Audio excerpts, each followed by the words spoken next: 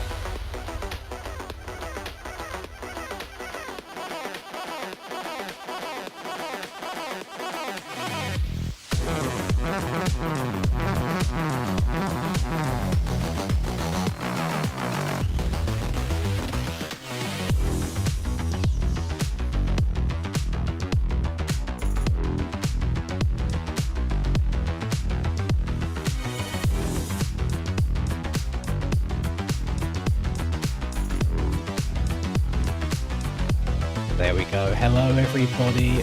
Oh, hang on. I've not done my face cam stuff today. So, hang on. Moment of truth right here. I'm going to turn my face cam on. Usually, every time I turn it on, the sharpness and the brightness reset itself, so I could be incredibly bright. I am incredibly bright. Oh, spooky ghost! Ooh! Turn that all the way down. Turn that to there. Save. Okay. Done. Alerts are on. Passwords on the screen, controller overlay, and we should be good to go. Should be Gucci. Right. Hello. I just thought we should carry on where we left off yesterday. Feel that's a decent thing to do. I played for about 20 minutes earlier today on the SPX test track again, and I was in absolute flow state. I feel like I might have found my peak just at the right time. That's probably all going to go out the window now whilst I'm trying to learn these tracks again. But before that, really, really good stuff. So we're going to start from round 7 today, because we done rounds 2, 3, 4, 5, 6 yesterday. So we'll just go through a few more of them. Have a good time playing some MX bicycles, hopefully, and counting us down till tomorrow. Basically, tomorrow's a very exciting day, by the way. If people weren't aware, there is a new 85cc pack that's going to be coming out tomorrow, which I'm quite excited for, because obviously after all these years we've had the Alpha Mods one, which hasn't been allowed, well, say hasn't been allowed, hasn't been like publicly advertised because it's ripped from other games, whereas this one is full from the ground up pack and should be good fun. Finally get some 85 races going on that I don't feel bad about actually hosting. Should be great. My clutch is square. If you look at the controller overlay, this is my clutch here. So I've actually got it bound, so when I change down gear, it pulls in the clutch at the same time, so I haven't got to shut off the throttle. So if I go up to like 5th and I'm revving, I can just keep tapping down the gears and it changes some clutches for me. And then, what was the other one that you said? My rear brake is L1. I don't use it very often though. It's not very many times in this game I feel like you need to use rear brake only. I usually just use the combined brakes.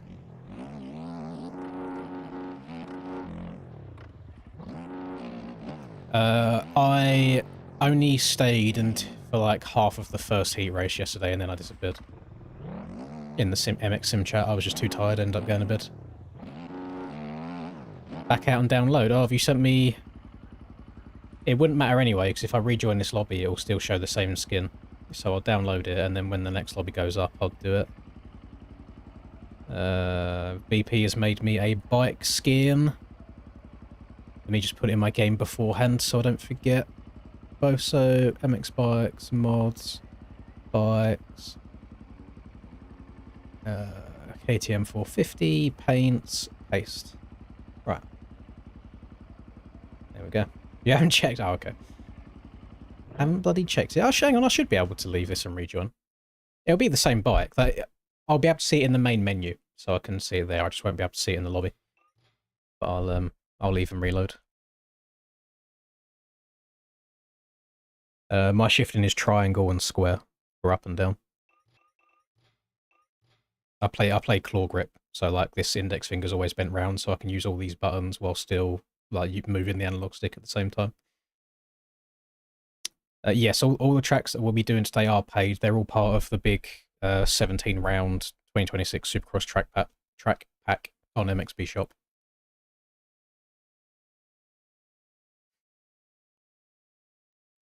So I haven't actually run anything yet, to be fair, TJ. I've just been doing walking. So after the stream yesterday, and I've done a very late night 5k walk. I've done 5k the night before that. It is literally, as we're speaking right now, it has just started snowing outside, which is kind of peeing me off because I do want to get outside to walk on some trickier terrain. But yeah, we still got plenty of time. But at the moment, I'm just trying to build up some base mileage on the old feet, really. There we go. That is the bike. That is what we're rocking. Do be a machine. It looks like it's all on the bike fine, Ben. It doesn't look like there's any issues at all. Don't really see any, like, warping or anything. Would look much better with a red plate, but I don't see that ever happening again. So there we go. And I got Ben to put on a little bit of love for the gran, for the nan. Got a little Alzheimer's awareness logo on the rear fender as well. Good stuff. And now I'll just wait for the gear, which will probably come through tomorrow to get the full ensemble sorted, eh? Should be good. Right, multiplayer. Hopefully my server hasn't filled up. It shouldn't do. No, we're good. Now, if I'm correct, that skin shouldn't appear in-game in a second when I load up, because the server kind of stores the paint that you had on previously, so it should load me back onto one of BP's skins. Hello, Ashton. North Queensland, Australia, cyclone teaser. Yeah, don't be going out when there's a cyclone warning going on. Yeah, we're meant to have snow for the next, like, 2 days or so. And the UK is annoying because we don't get much snow comparative to other countries. But our, like, prevention measures, so our, like, gritting or salting of the roads and stuff is just shit. So last year at this same time when we got a bit of snow, me and Linda didn't get any of our post or our mail delivered for, like, an entire week because the trucks couldn't get down our road where we live on a hill because it was just too icy. So we just didn't get anything. So the country does come to a bit of a standstill with a little bit of snow. For the time being, Michael, I'm just focused on completing it. I would like to do it within 12 hours. There's a 15-hour cutoff, so my start time is anywhere between 7:30 and 8, and you have to basically be done by 11 PM. Which is that? Yeah, there's 15 hours in it. 8 until 11 is 15 hours. But yeah, I just want to get it done to begin with. So my plan right now was to log a bunch of base miles walking, because, you know, very sedentary lifestyle. My knees and my feet aren't really cut out for it. So log a bunch of miles like that. And then once I'm comfortable doing like longer walks, then I'll try and do shorter distance jogs and then build the jogging distance up and so on and so forth. My plan really, what I would like to be in, because I've got 10 months to do it in, is to be able to jog all of the easy bits and then just like walk/hike the hilly bits, to keep my average pace somewhere around like the 4 to 5 kilometers an hour mark. And I feel like that's a good way to go. So my walking pace right now has been 4 kilometers an hour, but then if I throw a little bit of jogging in there as well, it will bring the overall average up over the course of the full 50k. I think it's the best way to go. Hello, Pit. Welcome. Yeah, Pete, it was you that messaged me the other day, wasn't it? About the settings that you thought people might have been changing. I messaged... Well, I put it in the dev chat and asked Barboso if there's any validity to it. And he said that it does absolutely nothing. You can only have between 0 and a 1. So there's no scumbagginess going on there. When's the Ironman? I'm a very, very bad swimmer. I say very bad. I'm an okay swimmer, but I gas out really quickly. I don't swim terribly. My breathing probably needs a bunch of work while swimming, and I'm good at cycling. Who knows? Who knows? Maybe one day. Maybe next year when I'm done with this 50k thing. But the only thing that's getting me through it right now, that keeps me on track each day, two things obviously. It's not wanting to let my nan down, and then the second one is knowing that I'm going to have myself a absolutely fat, massive Domino's the night after that, and I'm going to fully indulge myself because I'm being very, very strict until then. Has anybody seen the track preview that Stone Rider's done of Anaheim 1 for tomorrow yet? Or should we watch it on stream together? Triathlon coming soon. I mean, that is pretty much an Ironman, isn't it? You start with... It goes swimming first, then it's a cycle, and then it's a run, isn't it, for triathlons? Or for Ironmans? Or is the cycling and the running the other way around?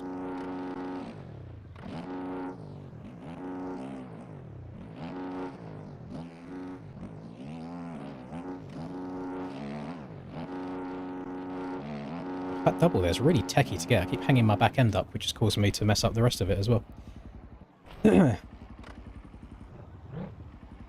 You have enough beating in third place. What coast are you doing, Victor? And do you know who you're competing against really yet at the moment? Because from a 450 perspective, I've really got no clue on who all of my competition are. Because where people choose if they want to do EU or NA as well, and with this whole class lock thing that's going on now, I don't really know who I'm playing against.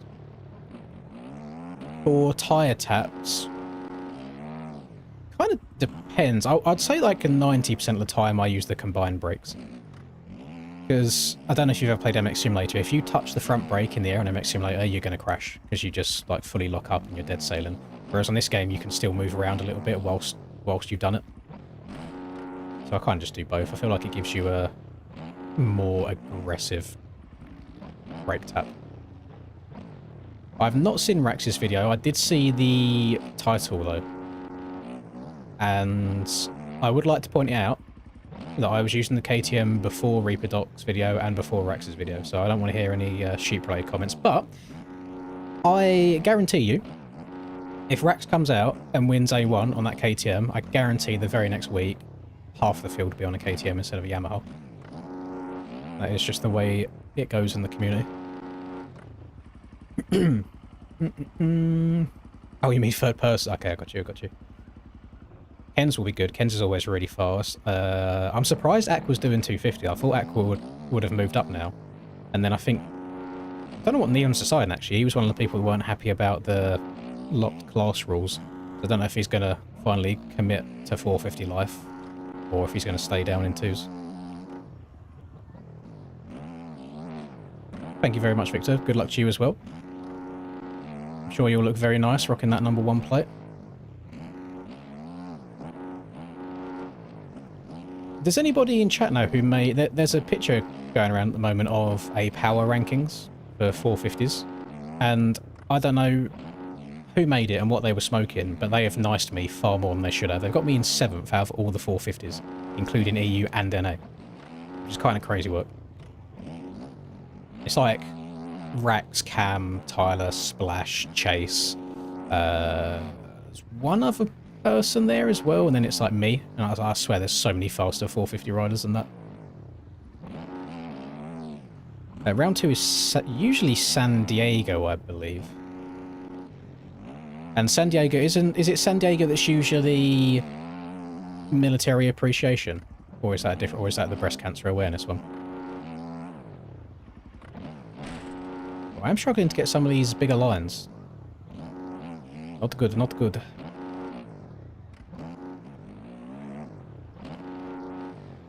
Gonna have Joey Land before the end of Jan. I don't even know what Joey Land is.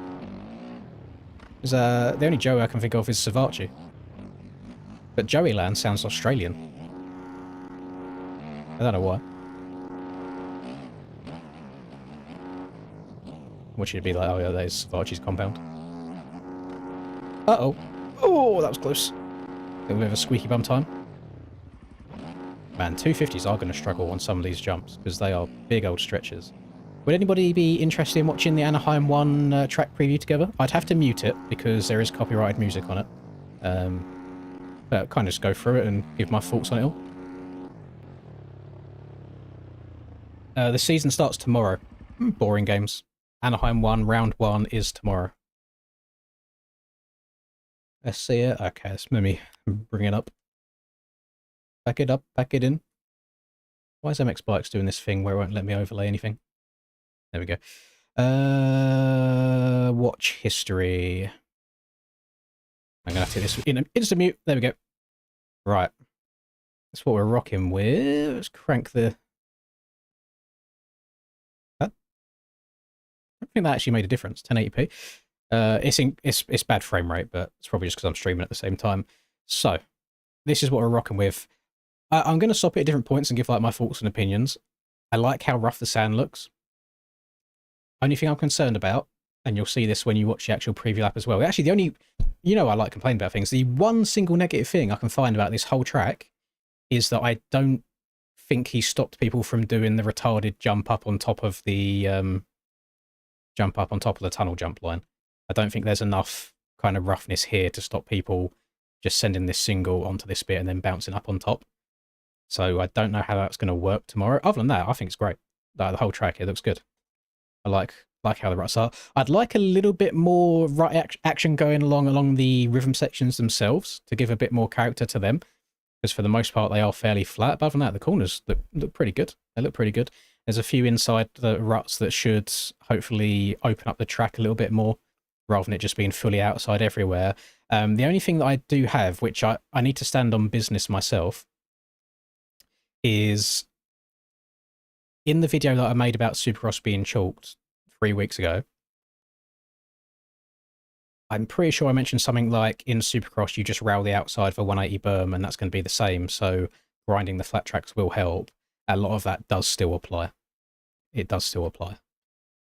So I do think that the practice on this track would have been worthwhile. Yeah, this bit here, sorry. So I still think, I do still see a world. Oh, actually, it looks like he's lowered. Has he lowered that? Yeah, that's this one here is usually the same height. So it's higher here and or maybe they'll just wheelie over this way, not over to the side here and then take off the big bit to do it. I don't know. I don't know. Very, very, very interesting. So up and over the finish line, you've got a tight inside right here, which I don't think is going to get used much unless someone's going to go for a block pass. That'll be good. So the line usually is go outside here and cut down, which is a little bit easier now because now you've got a rut to hold you as well, and then you'll get your triple up onto this. I've tried flatlining the inside here before on the flat version, and I can't get over the Supercross triple when I do it. So maybe now there's a rut there. Well, I think stopping for the rut might be quite hard coming from this step off. Maybe you'll be able to get the drive to get over it from the inside now. But if not, you've got 1, 2, 3 different ruts here to choose from. You can kind of take your pick. The fast line here is already going inside on the flat track, so I do still see it being very one line now, because now you've got a rut on the inside, you can go even faster. But of course, there's extra lines on the outside if you need them. Do our little jump through here, and then you're going to be jumping to the inside and trying to land inside this rut. I actually think this corner is going to be quite techie, because it's not always super easy to land into a narrow rut like this. And you'll see Stone Rider actually messes it up here as well. He misses it. But the reason this is going to be tricky is if you take off here or if you take off here, you're going to get 2 different outcomes on how high you jump. So you do run the risk of tagging your back end on the step, and that can be sketchy. I said I only had 1 complaint. This kind of turns into 2, but this is across all of the 17 rounds, not just this track. This obstacle that you see here, this little weird step thing, I think that how steep this takeoff is, it's too shallow. So what I mean by that is the only choice you have is to go on off. If you want to step over and downside here, because you're not kind of jumping up and coming back down, you're jumping forwards. You can never downside this nicely with both wheels. You always kind of land here, and then that means you can't then triple after that and then get a good rhythm going. You're kind of forced to go like double, double, double, double. So you kind of just have the one line through this rhythm section is you kind of have to go on, off, and then triple, triple. There's a little bit of rut action going along on here, which is good as well. A few ruts here to hold you, give you a better drive to get up and over this triple if maybe you make a mistake. The line on the flat track around here was just rallying all the way around the outside. However, the triple into this next rhythm isn't that big. So I do think now you could probably even get away with hitting this second rut here and tripling in. Alternatively, depending on if there's any roughness on the exit of this rut on the outside, you can probably rail the outside and maybe even quad into this rhythm section now, which will be a very big line. I'll be curious to see if any of the fast boys do that. Everyone was going inside and jumping through here first look at it, I can see people just going where Stone Ride has done here, or going one further and rallying the outside. Again, probably just give yourself a better setup to then be able to take off here, land your tyres about here, and then bounce up on top of the table and then step off of it. We'll see how repeatable that is. This corner is interesting. So I think the only real options you have is either tie it inside like Stoney's about to do, and then you kind of hit a little bounce and step onto the table afterwards, or all the way around the outside to get the speed to then triple all the way over. But I do like now that this inside seems more of an option than it was before, because there's going to be a point during the main event where these outsides are going to go away. Hopefully they're running a good amount of the road still to force us to switch ruts around. So I do think you'll be forced to take inside a little bit once that gets too rough. So you go on off here, and then you just got a little triple into the corner, but that's kind of the same as it has been anyway. Now, this corner is going to be difficult to me. I don't know about anybody else. I've been struggling with this whoop section in terms of the entry whoop always makes me skip the second one, and I hit like the third and then the fourth. And because of that, my back end starts skipping around, or I'll drop inside of them rather than staying across the top. So I do think these whoops are going to be quite tricky, which is still good, which I like. And the fact that they're tricky does mean that you are enticed to maybe take your time a little bit more and maybe hit this line that Stoney's hitting here, rather than just railing all the way around the outside too. You have to remember as well that this is going to get very eroded. So you're going to get an even worse kick and a worse drive into the whoop. So you'll see people experimenting and trying to take different lines to miss most of the erode out. So I don't mind that corner at all. Got a little tyre tap here. I think it's probably going to be a case of trying to stop in time for this tight inside, or just going all the way around the outside again. This rut here, the angle that it's built at, you drive into it, you slam into it rather than being able to follow it around, because it's kind of like coming across the side of the screen. So I don't think this one's going to be used much, because you'll see as Stoney hits it now as well, because of the angle that he's hitting it at, the bike kind of wobbles and he gets off balance. So I see either a tight inside there or all the way outside.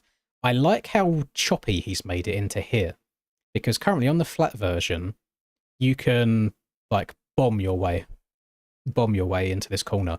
But now we've got chop going into it, and we've got chop on the landing as well. Could even be a world where you're better off just checking up and taking this deep inside, because that is a big inside rut. That should hold you really well. And on a 450, as long as you don't slide out at all, you should still be able to get up and over the finish line. But there you go, that is A1. So the only one complaint I have is that I think the wall line, or the table line, is still doable. And then that second complaint was just across all the tracks with that little on-off feature. I think it's the way it's been built is a little strange to me for different lines. But other than that, no issues at all. Should be exciting. It looks like it's going to be difficult to be consistent as well, which is always good for racing, and does make me a little bit more excited for it than I have been just playing the smooth tracks. So should be good. Use one of the bumps to get over that single. Yeah, I don't know how doable that is. I don't think they're quite big enough to pop up and over. I do notice that now that I've tabbed out and tabbed back into my game, I'm getting a little bit of frame rate issues. Yeah, it's coming back now. It started a little bit when I loaded up the game again. Very strange. I'll try not to do that too many times tomorrow. I want all the frames I can get. Yeet. It's weird. So I've got the same erode on this track as I had all day yesterday, and I can only see it in one or two places. I don't really see it in the corners at all. There's a tiny bit here. Is that genuine Cowie I see? I think it is. Don't see that very often. That's a rare sighting. Very good, very good. See someone in here with their name as just a full stop. Should we see who's trying to be secretive? 959. Is that a wild LV? It's not a 450 though. Don't know. It's been a while since I've done any GUID checks. I like just checking people that are trying to go undercover and outing them. Let's have a look. MXB ranked. Because 959, it's not high enough to be like a Rax or something like that. Copy and paste. It's not showing me any names. Oh. That's annoying.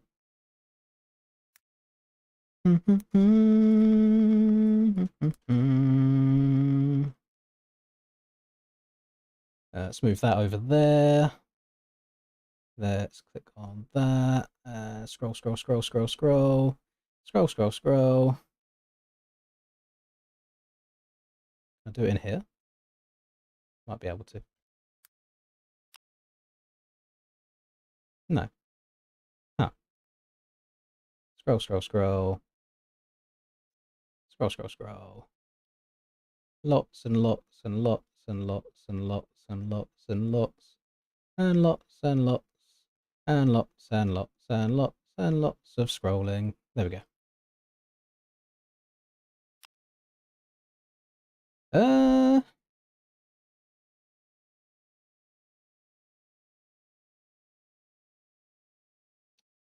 I have no idea who this is.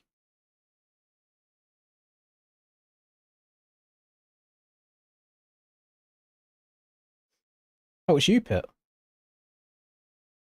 Pit, what is your Steam profile all about? What's what's going on here? I respect the little they don't know me, son. Gotta respect the David Goggins hype.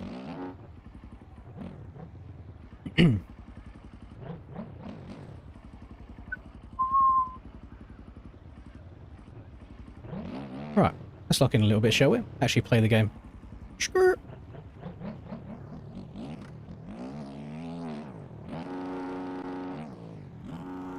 That's crazy how much you have to check up there. I don't know.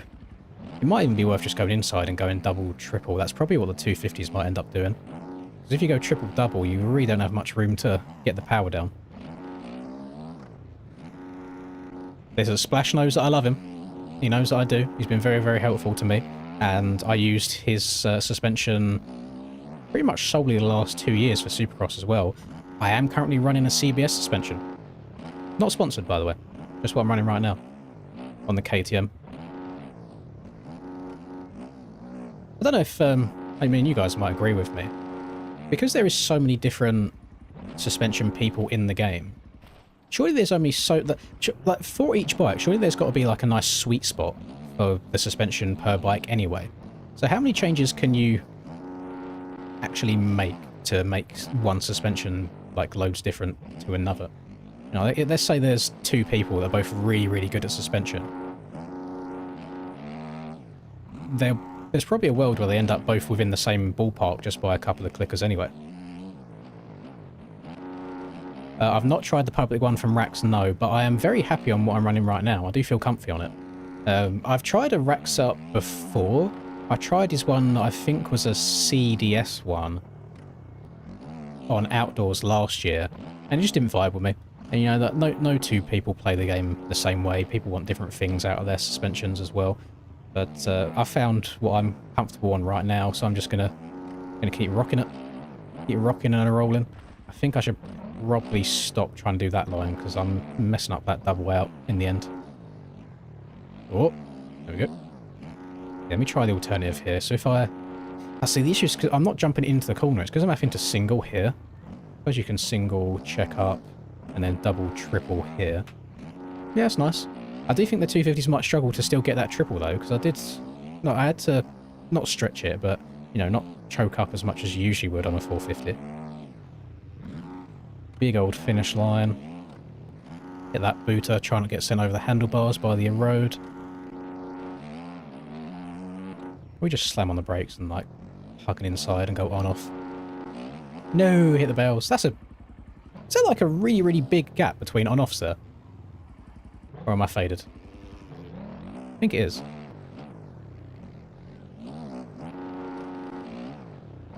I mean, bike gets over it, no problem at all.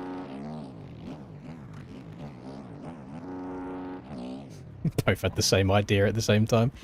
Hey,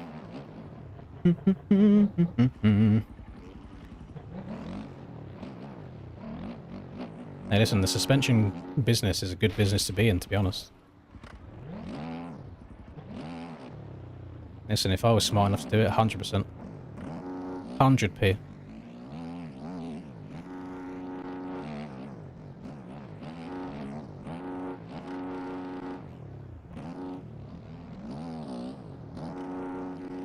Uh-oh. Now, a little test. No, okay. You can't jump up and over the triple. It was worth testing. It was worth going for it.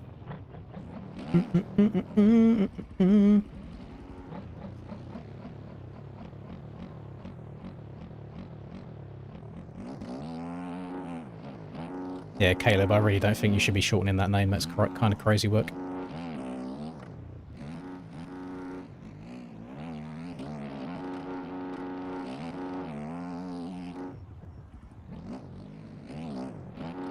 I am a fan of the 120 rear tyre, though. I don't know if it is going to help or hinder me when the rough comes in and with the ruts as well, but for right now, on the flat tracks at least, it's still beneficial.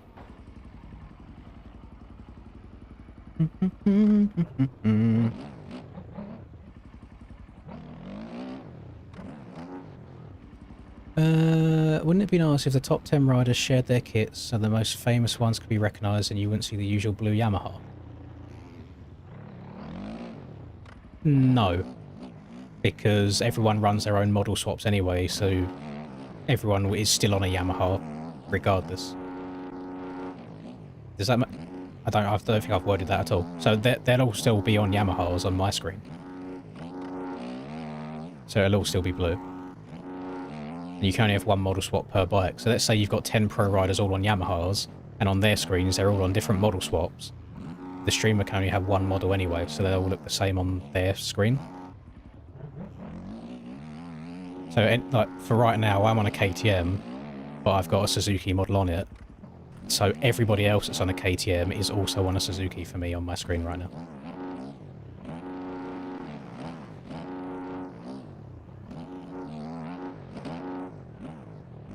I would love a world where models were done through the skin, like they are on MX Simulator.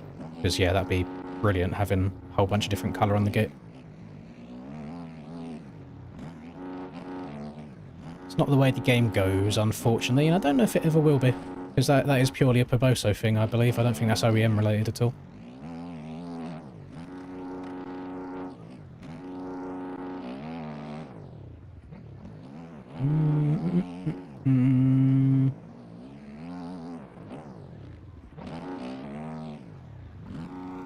I'm trying to get a lap in, just a clean lap. That's kind of all I want. It's not meant to be. Wrong place, wrong time.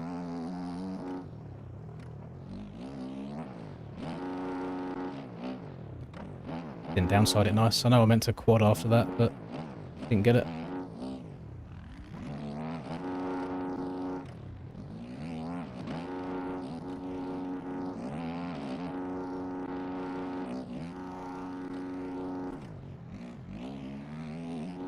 Ah, I've overjumped that. Ooh. Yeah, I saw that coming a mile away. Yeah, the laps aren't meant to be for me right now by the looks of it. I'm just kind of using this as bike time anyway. I'm just trying to get the muscle memory fully in. No worries, Trooper. I'm glad that I've given you a bit of creativity back. I don't know how to mess around with things like elevation. That's kind of the reason why I've not done a video on it. Like, you'll notice all the tracks I've made in the game have been on flat ground. So, yeah, I'm not good with that, unfortunately.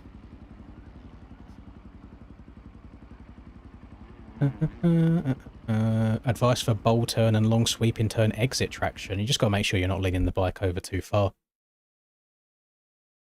If you can kind of get the bike stood up again quite quickly, that's all you can really ask for. Yeah, that is a crazy abbreviation. I think that was my WhatsApp sound that you guys heard. Have a look.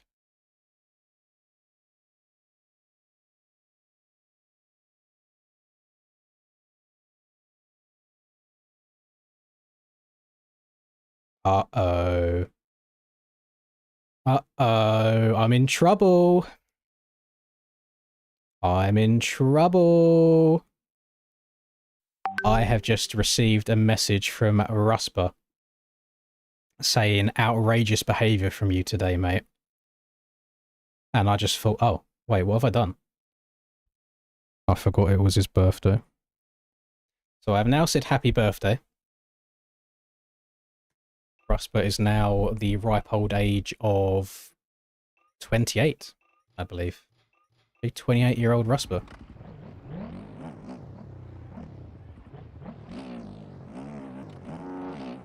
Bro's going to be a full-on unk in no time. Hello, Moisek. Thank you very much, Banana. Right, let's log another lap or two and we'll just get this first race going. We'll approach this nice and casually today. I seem to be in the wrong place at the wrong time very often today. Just with like track re-entries and people making mistakes. Do you also think that whatever round this is, or is it round 7, people are just going to start laps by eating their way up and over the finish line? But then would the line after it even be viable? I mean, I guess you could jump this and try and downside that roller. It could be an option.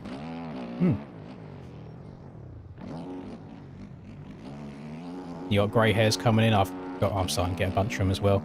It's all on the sides of my head though. Like the top hasn't gone grey yet. Although there's not much hair on top to go grey.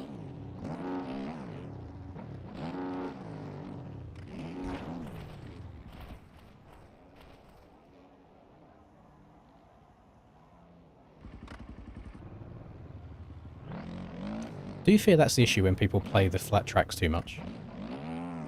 Is they don't know how to do any other line, so then they just ride through you even if you're in front of them.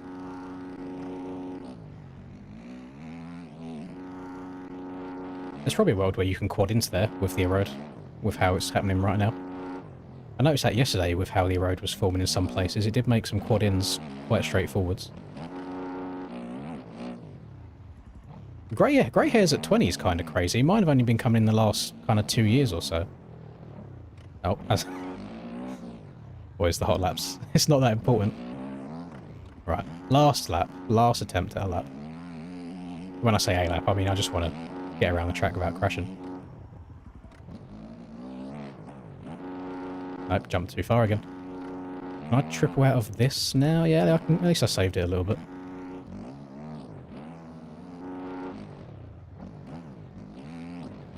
Oh, we're sliding. 120's not enough. Ah, I need a 130 rear tyre, not a 120. Jesus. Now we've got Cam in here. Cam is allowed to play the game now because it's within 5 days. Although I'm calling him out, he did not follow through his own advice. And I'm waiting for him to write in chat, yeah, but everybody else was grinding. Don't fucking care. Be a man of your word. But that's what I did say when the tracks first came out 3 weeks ago, and I was like, all it takes is one person to start grinding and everybody else has to grind. So it's a negative bad for the racing side of things, but it's happened now. We've all had the 3 weeks, the 3 weeks are done, and we've got round 1 tomorrow, so we'll see how it goes. Hurlin's grey hairs are gnarly. Yeah, I didn't realise Hurlin's was like that until that Honda announcement video. Kind of rocking it though. Do you be rocking it? You're sync? Why did you leave pit, or did you game crash? No, crashed. See if you get in time. I think I'll have to put it back into practice anyway, won't I? Oh, you're in. I'll put it into practice for like 10 seconds and I'll do it so you can go to the track. It's quite hot in my room today. I've had the heating on most of the day, just blowing money away. I turned it off like an hour ago. But it's still quite toasty. We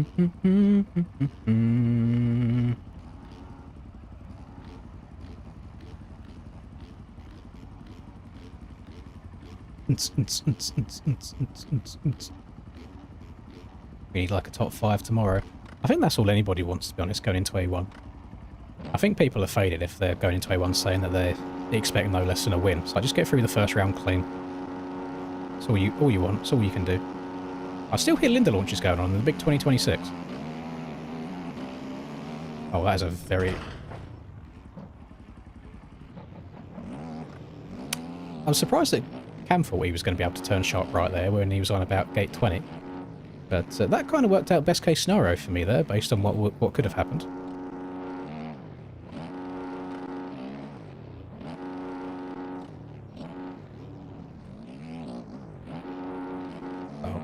Oh, I don't think we can go for it now. Stretch it. Good.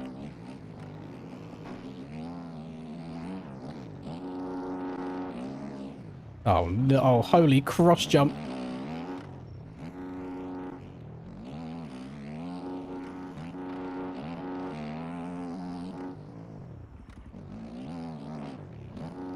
I've jumped it again. I'm checking up so much and I keep stepping over. I'm not meaning to. I do think you can jump around that corner without going over the bales. So that'll probably end up being the hotline whenever we start racing on this track in 7 weeks from now. And also, I really enjoy the front end on this KTM once the corners get eroded. And that's kind of what I'm banking on. I just hope that I'll come good kind of mid to end of the race. I'm waiting for him to do some kind of an announcement tomorrow saying, oh, by the way, because the tracks are already rough and rutted to begin with, we're not going to do any erode this year. There will be a hole in my desk because that's kind of all I'm banking on right now to try and save my year a little bit.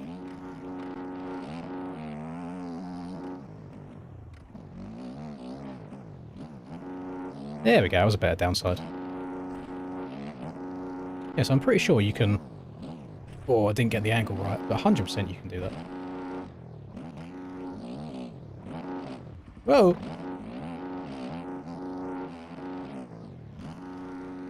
Hello, Clytus. Welcome. Happy New Year to you.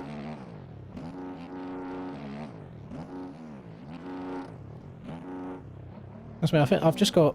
Whilst the pace is never going to be there with the top guys anymore, I do still feel like in terms of just general flow and comfortability, I'm in a decent place right now for my own level.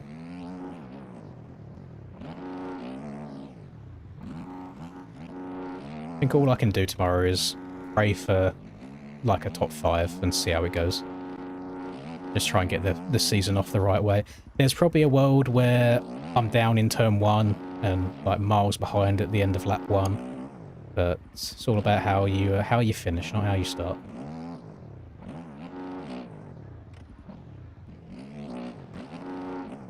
And whilst it would still be nice to do quite well, I think this year is like the year where I care the least, and I'm like most realistic about positions. So if I do have any first term dramas, I fully see myself just being like, kind of shit, it happens, and then carrying on with the rest of the race. So like right now, Cam's just got up into P2, but I fully expect him to just come all the way up. So he's 6 seconds down on me right now. Fully expect him to catch all the way up in the next 3 laps, I think, that we have for this race. Oh, especially with me doing stuff like that, holy. There is a few tricky little singles, I think, on this track, where you, like, the whole season, where you jump into the corner, but you jump super deep into it.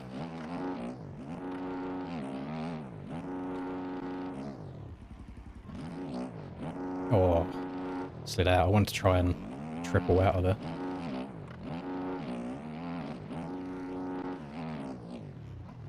It's alright, I'm just kind of happy to log laps and learn these tracks a little bit. Definitely won't remember it in 6 weeks' time, but it is what it is. God damn it. Gamers, could, if we've given up on the race, could we please not leave our bike in the middle of the track, please? Thank you. I mean, he's gained 6 seconds in 1 lap, so... Yeah, the pace not quite there. I am kind of getting cupped by the position of some of these lappers. Not ideal.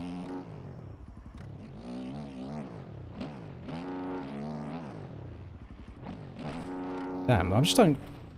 Just need a bit more oomph. Need a little bit more oomph out of the old KTM.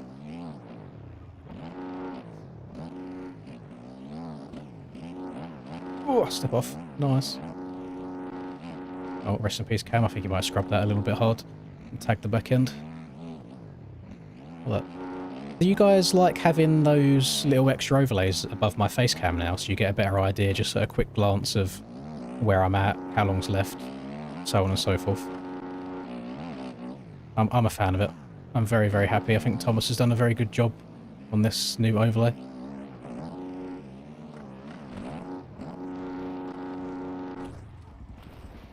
Nice. See the Deegs and Kai thing going on. Yeah, I think it wouldn't surprise me if they was in each other's DMs, just telling each other what to do, just for engagement. I think it's very clever. I don't think there's any animosity behind it. I think it's purely for banner, just joking with each other. This is not max hard. This is... I always forget the name of it because it's very, very long. MXB MRP3. And it is on MXB mods, so it's just a new HUD overlay.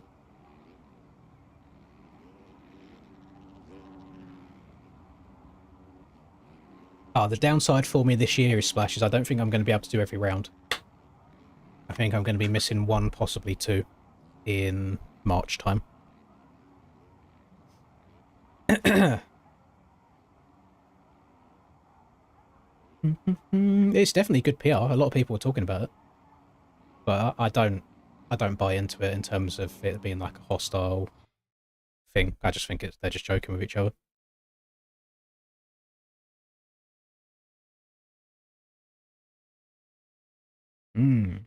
These lobbies are good in a way, to be fair though, Cam, because whilst you might get cucked quite a lot because there's just varying skill levels, you also kind of learn how to dodge people as well. So I think that'll end up overall helping when it comes to the races.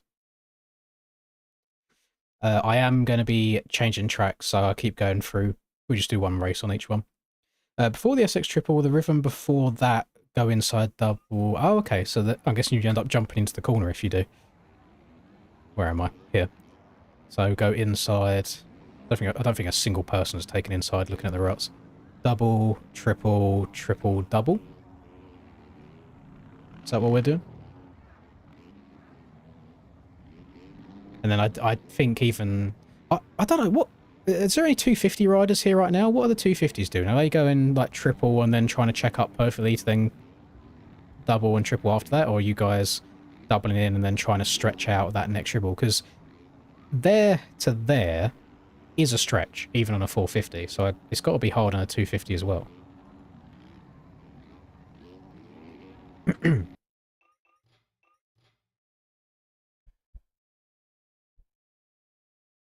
Single, double, double. Why not single, single, single, single, single? You know? Actually, no, because then you wouldn't get a run-up. Single, single, single, double. There you go. I'm going to... Actually, I don't need to close and reopen my game. My bike's in here. Oh, thank you very much, Clytus. It is working. YTS isn't working for me. I saw your first message where you said, long time no talk. And then Happy New Year. There you go. Oh, thank you very much. Big 20. I'm not doing a donator fund now. You can't bully me anymore. Which I'm very, very happy about. Can ride whatever bike I want to on whatever tracks I want to. Oh, hang on. Has he just sent two by mistake at the same time? Finally. He sent two. Get scammed. Get scammed. Thank you very much for the accidental two donations of the same amount back-to-back, Clytus. I appreciate both of them. Oh, God. All right, let's go on to round number 8 next. Yeah, server should be going up. Let's get my OBS up again. Oh, it's not accidental. Okay. Thank you very much. When you're just going to stream your natural stream, you'll need this at least 3 times a week. It's just a long thing, you know?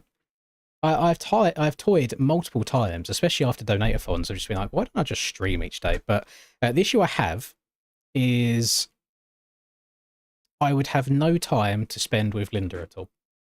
And that's not being a good partner. And a lot of you gamers, you're probably single. You'd be like, oh, it don't matter, just play games all the time. But you do need to spend time with your partner. And you could just say, why don't you stream during the day instead, rather than in the evening? But then there'd be nobody here.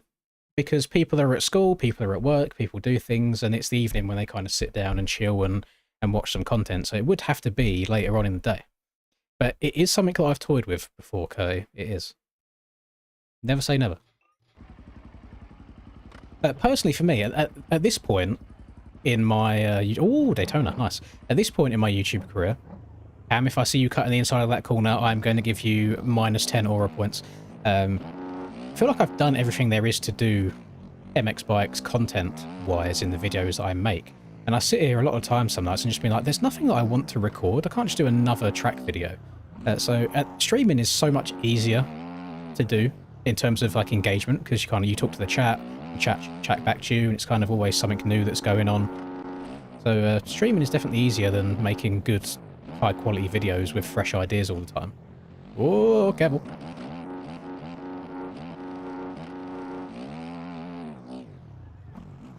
Welcome to the stream, Christopher. Hang out some ranked vids. I don't enjoy ranked, that's the issue, Nizzy. I enjoy the concept of ranked. In actuality, though, when you're playing it, the one thing I can't stand when I play video games, on any game, not just MX Bikes, it can be Call of Duty as well, is people that cheat. And in MX Bikes, I don't even mean cheating like just blatantly using like Kaizo, for example. I mean, if there's a track that's on rotation for the week, the ranked players will find every single nanometer that they can off the track to gain time. And if I'm riding the track legitly, and I'm getting beaten by people that are just low-lining everything and riding outside track marks and stuff, but still hitting timing gates, that isn't fun to me. And I don't like playing the game in that same way and stoop into that level. So that's why I don't fuck with ranked at all. Because I went through a very short period of time of doing a bunch of ranked stuff. And then I had one day where I had a bunch of good races in a row, and then it was, what's his name, Tero, the Finnish guy, that's really, really good on ranked. I got into a lobby with him, and I think it was on Parker MX, and he was just low-lining everything, like missing jumps out and all sorts, and beat me because of that. And I was just like, you know what, that's not enjoyable, it's not worth it, and I just basically stopped on that day. Girls are scary, that is true. That's very true. Women do not be easy creatures to talk to and work out.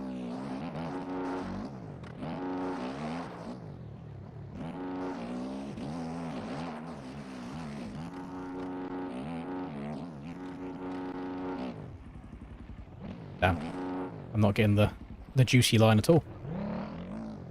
Not at all so far. Is that a wild Mr. Wheels in my lobby? I see AUS. There's only a few Austins in the game.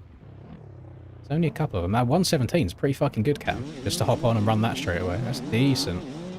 Hang on. I might be able to check. I don't think I'm going to be able to check. Jesus, Colliders, chill! Chill! New year. New year, same you. Thank you very, very much. I don't think I'm going to be able to rewind far enough. I can't, Cam, you've escaped it for now. I wanted to see if you'd been a scumbag. God damn it. That's Panda. What name's Panda running now? Oh, Austin Faulkner. I was about to say, I swear Panda's name's like Garrett or something. Like, not Austin. Do you know, I was looking at, Austin Faulkner has something like 150 to 1 odds of winning the 450 championship this year. Tempting to just throw a cheeky 10 down. In whatever weird universe we live in where Austin Faulkner wins the 450 championship. That'd be funny. Check the war. I was about to say, like, January is usually like a really hard time money-wise for everybody, because, you know, you get your paycheck usually a little bit earlier in December for Christmas, and then you have to kind of make that stretch all the way through, on top of like buying gifts and things like that. But I very much do appreciate it. Thank you. Very, very kind of you. What do we think we're going to do tomorrow numbers-wise, by the way, gamers? Because last year's A1, I think, was our biggest ever when we got to 1,000 people watching live at once. However, this year, it's no secret that I've fallen off and the game has fallen off a bit as well. So I don't know. I don't know how tomorrow's going to go. Maybe like 500? 500 would be good, but I don't like setting goals like that for myself, because then if I don't meet them, I end up getting all emo. Less ads, that's just YouTube. I can only set... I think it's got something like aggressive, medium, or like super low, and I think I've just put it in the middle. So not much else I can do other than that, unfortunately. And your boy does have to make a living at the same time. This is still my job at the end of the day.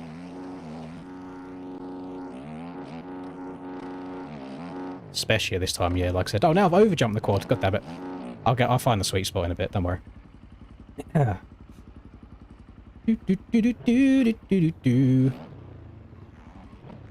Oh, thank you very much, Thomas.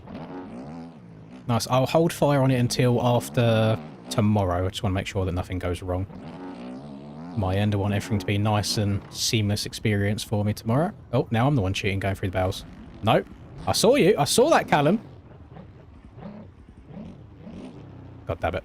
These fucking scumbags. That is... So what I've just said there...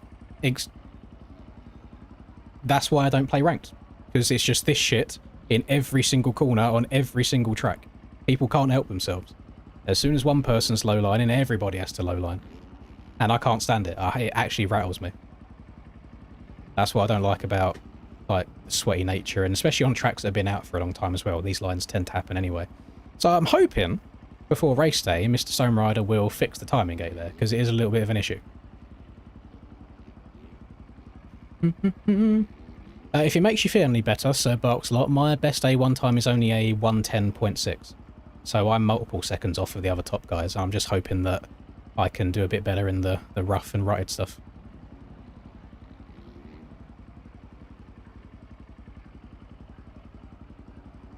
Your Wi-Fi is washed. Oh, not good.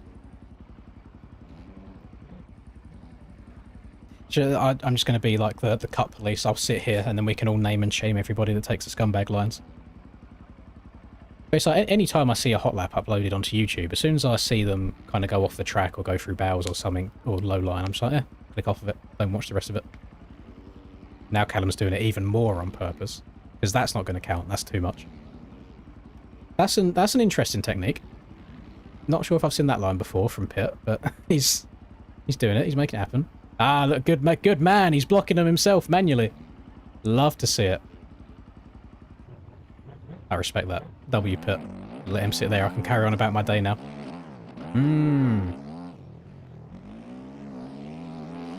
Oh my god, look at the road in this corner already. I'm curious what the road's going to be like, or like the rough version of Daytona.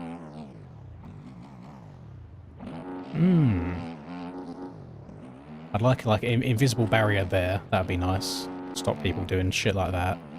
There also needs to be an invisible barrier above the finish line, because you can come from off the track and hit a massive line to start your lap off, which probably gains you a bunch of time as well. There's just a few little things here and there.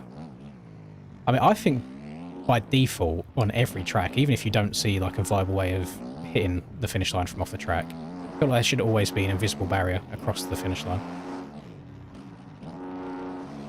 just to even prevent it from being a thing.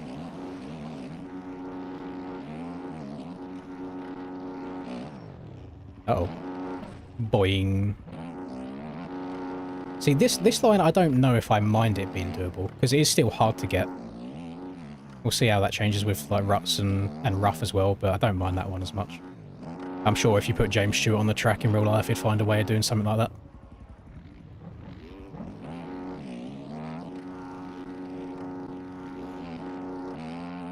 Why did my front end knife so hard there? Hello, Kens.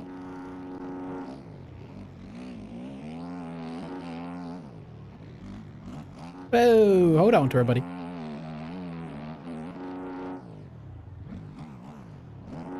Nice. I'm only 9 seconds off right now.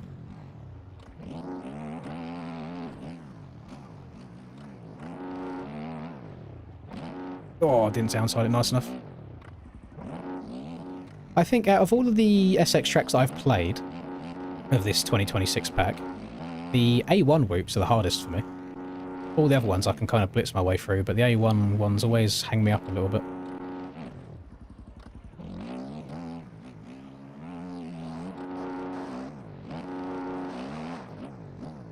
I do believe, yeah, whatever one of the tracks there is that doesn't have whoops on the track map, there is going to be a whoop section there IRL. I'm pretty sure they said there was a mistake.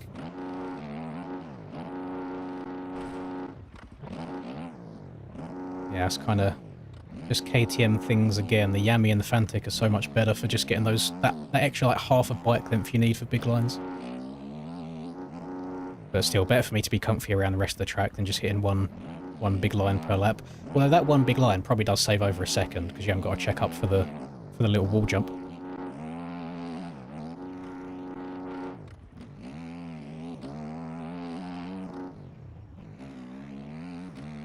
I do like it in the corners though when they're rutted. Feels very nice. Do one more lap, we'll get a race going around here as well. I should probably start hitting that normally, because they probably will add a invisible barrier there at some point. So there's no point me getting used to the speed to hit it in the scumbaggy way.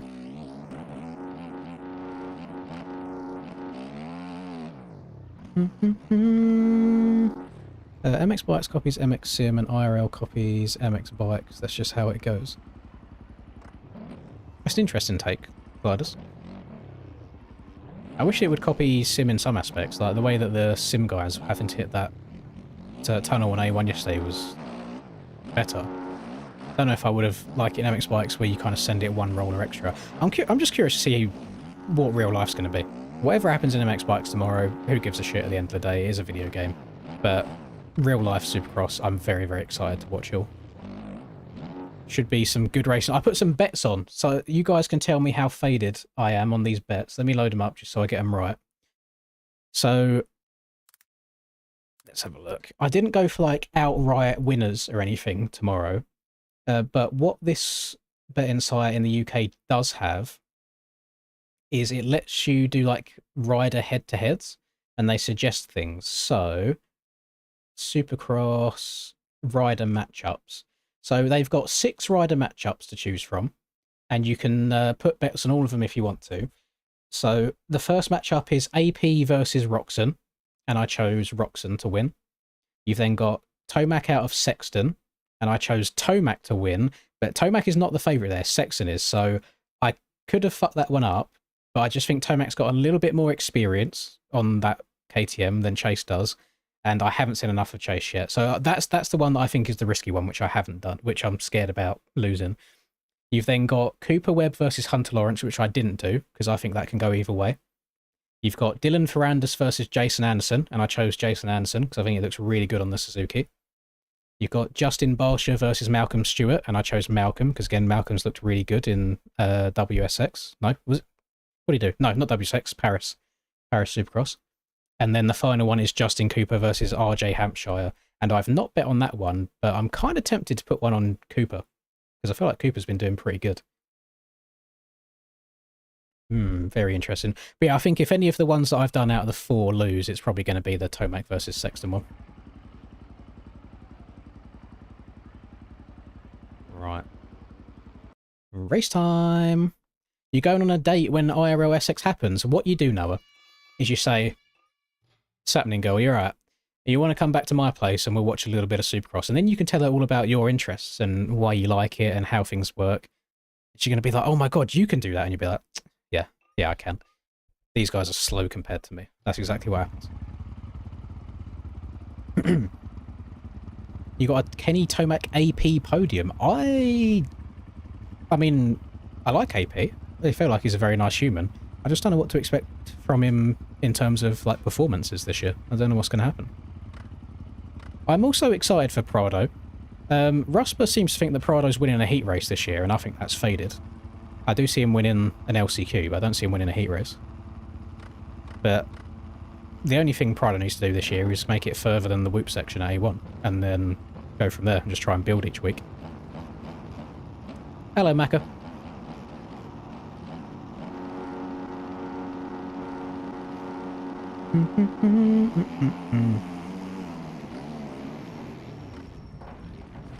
I generally thought the start went to the left. I'm very sorry to Breezy, who I nudged out of the way.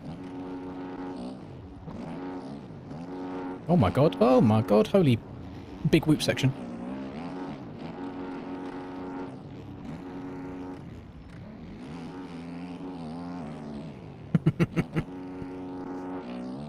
Oh god, I love people's inability to race around each other. Like, just give each other a little bit of room. It's the opening lap. Not that deep.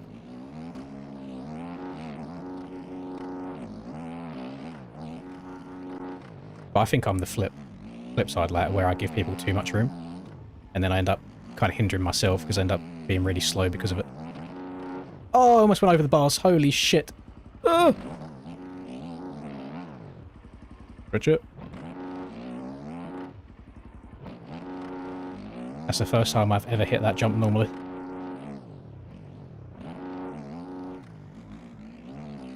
Oh, I'm coming in at an angle. Oh, hold on. Jesus Christ, I've been sketchy so far.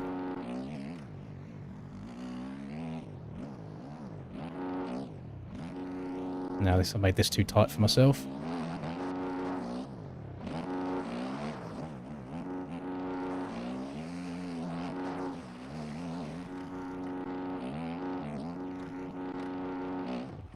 Uh-oh. Yeah, I'm not getting any oomph off that anymore. Someone's about to land on my head, I can feel it.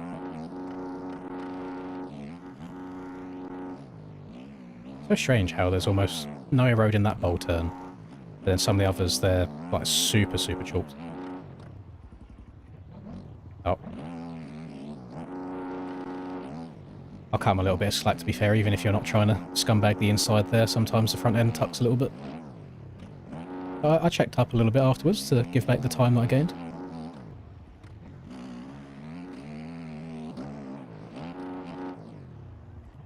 God, you come into that finish line with so much speed, and like you just hit the ground really, really hard because of how fast you're going. About to get landed on honour. No. Oh, I feel like Ken's greased that, but then because he's on a 250, he's stuck just doubling his way out afterwards. Oh no, I'm dead. I'm dead. I'm dead. I'm alive. Oh! Oh, just a quick little look over the shoulder, make sure I hit a nice safe track re-entry.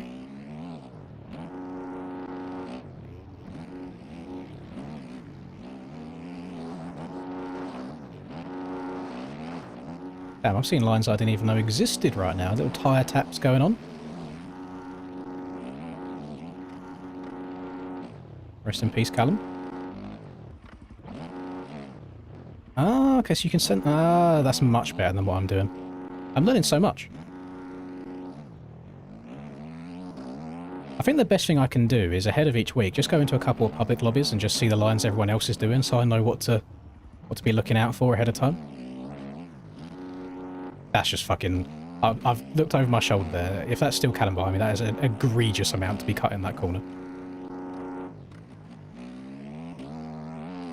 There's no prizes. No prizes in here, gamers. It's just a public lobby. I would like to point out that Ken's is absolutely munching on my shit on a 250. Bro is barking the virtual dirt course. Oh, I don't think I'm going to get this triple now. I'd still go for it anyway. Give her a try. Run Callum higher. Oh! Is he going to be nice to me? Yes. Well, I kind of slammed the door on his face anyway. I don't think he had a choice. He's doing like a little... Ah, okay, I see that. That's a nice tire tap. I see you.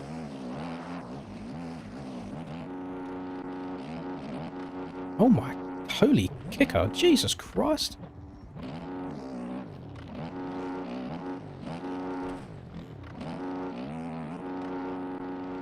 It's going to be... I mean, there's not a high amount of erode on right now. I think it's set to 0.2. And the faces of some of these jumps, where they're quite peaky, they're getting fully destroyed. So I'm very... very curious to see how that goes tomorrow during the race. I don't see him running a very high amount of erode tomorrow for some reason. I do think it's going to be low.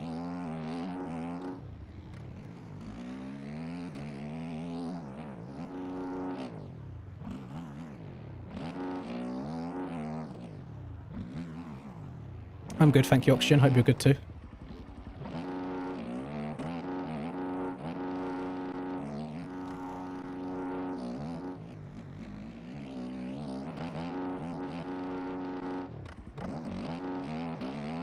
It's actually nuts how the road changes the whip so much.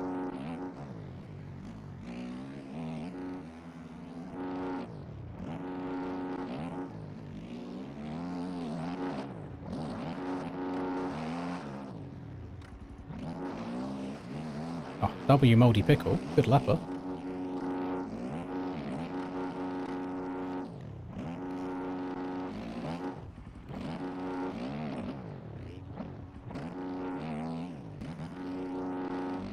Thank you very much, Ken, for teaching me that line. That might come in handy on race day.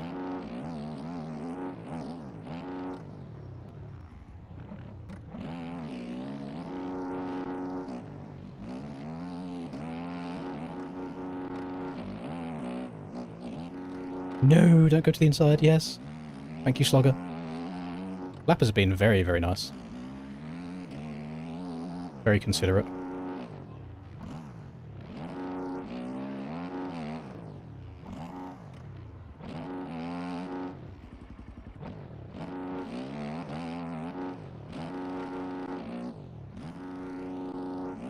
Let's try and get through the whoops. Because I keep messing them up. Yeah, that's better.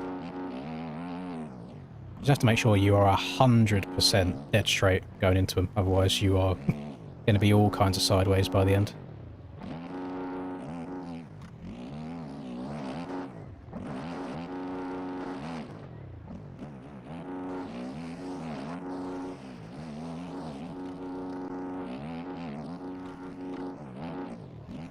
Oh no. I'll get over it. Yes. No, I checked up too much.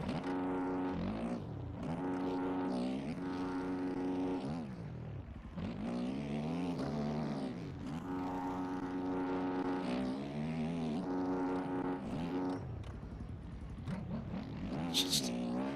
I don't know. I don't know. Whatever makes people happy.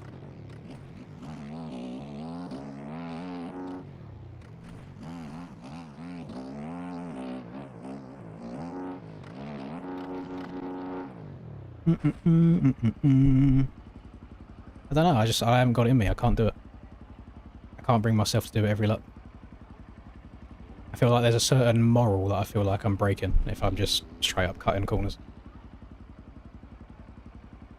If you out-qualify to me tomorrow, I've got to call you daddy. That's fair. That's fair enough. I think the Suzuki can get it done for A1. No. Luckily for me, I'm actually on a KTM. It's just disguised to look like a Suzuki. There was a period of time where I was contemplating using the Suzuki. I tried it out for a little bit, like a couple of days in a row, and it's just too slow. It's just not got enough oomph to get over some of the rhythms, especially with like the bigger scaling that these tracks seem to have. I can't do it.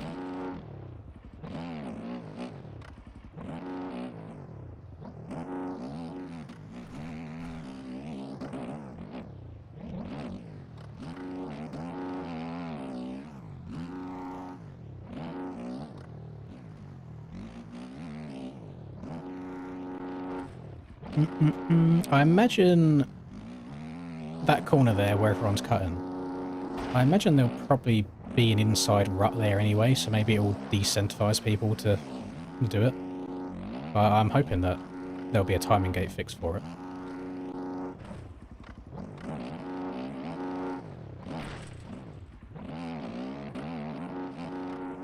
Hello, Aiden. Well, there's probably a little bit of a road form there. See how much people have been cheating. It's hard to see actually through the bale. Yeah, you can't really see it. It's like, to me, I even feel bad if I'm like here, kind of half going through it. And people are just kind of doing this every single lap, and it's just like, you know you're doing wrong. Like, there's an entire fucking obstacle here to the right of you. Like, what are we doing?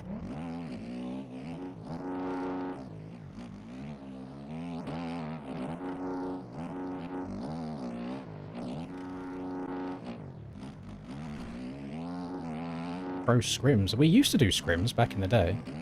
Cam had a scrims thing going for a while. Who else? I think like I think it might have been Chicken or maybe Dad Shoes, one of the two that had scrims going before that, back in like 23. Oh no, they don't interest me too much. I like just dabbling in testing a little bit during the week and then rocking up on race day and seeing how I do. No, the problem is, Cam, as you say no one ever behaves, is the problem is everybody has that mentality of saying that everybody else does it, so I should. Because then obviously everybody's going to do it if everybody thinks everyone else is doing it, so I should. Whereas if everybody from the get-go says, this is scummy, I shouldn't do it, then you'll be fine. So it's like, you and Callum were doing it quite bad in that race, and I was still trying my best not to do it, just because, well, what's the point? I don't know how much I'm riding this year. Obviously, I'd like to... Oh, he's on about that. Never mind. Ignore me. Say fuck you. That line's on? Yeah, it's not though, is it? It's just blatantly cheating at that point.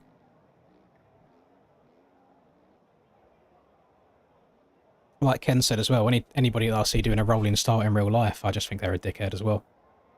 Because it's just blatantly cheating. Yeah, I've never ever done a rolling start. Hello, Kelton.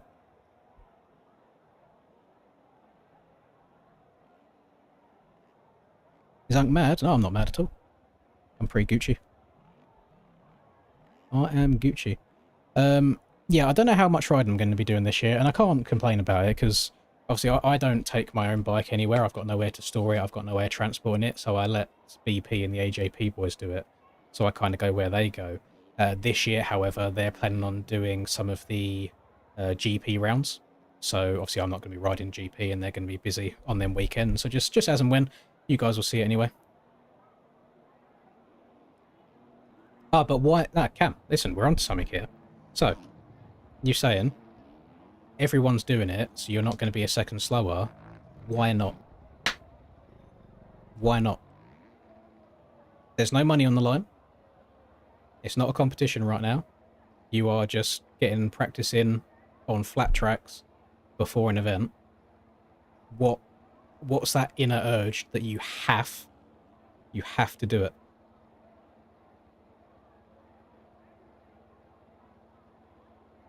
And you can't get a good lap. But is it a good lap if you cheated for a good lap?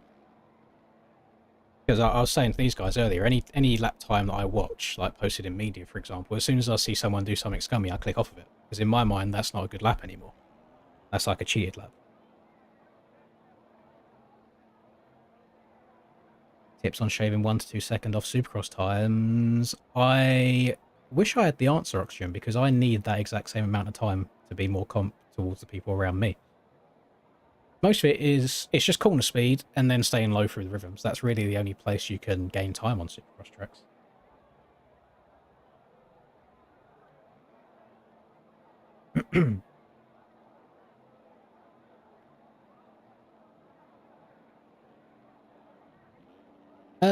I'll probably...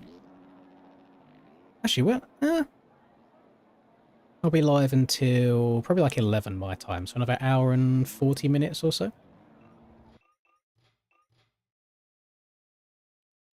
But it is nice going through all these tracks and basically just learning them. Look at the fucking cut. You can't see all the cuts, man. I was literally one of 2 people out of the whole field that didn't have cuts. Scumbags. Cutters. Yeah, my pride is in the way. I need to let go of it and just join everybody else. I can't do it, though. It's probably an unk thing. It's just a different mentality, different way of looking at it. And it's the same with ranked. I just can't bring myself to, like, not ride the track. When you're doing ranked races, it's not the fastest person wins. It's the person who can get to each timing gate the fastest, regardless on how much of the track you actually hit. So it's not like you're racing a track at that point. You're seeing who can kind of abuse the way the track's built the most. And that doesn't do anything for me. Like, I'm not into it. Kind of save that kind of stuff for Trackmania, and then you can shortcut everything all you want. I know, it's just the way that I'm wired. It doesn't sit well. I like me a good competition with no ifs, buts, and maybes.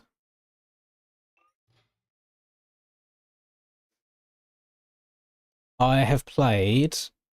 I'll tell you how much Ark I've played. I have played 57 minutes of Ark.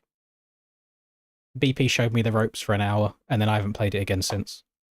Because I know that as soon as I start playing it, I'll be playing it like a bunch.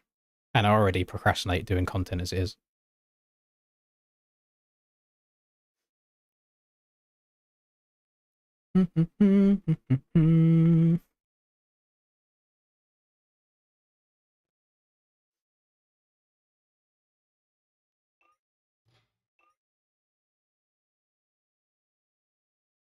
Define A1 ready, because you could give me another year to practice, and I don't think I'd come out and win A1.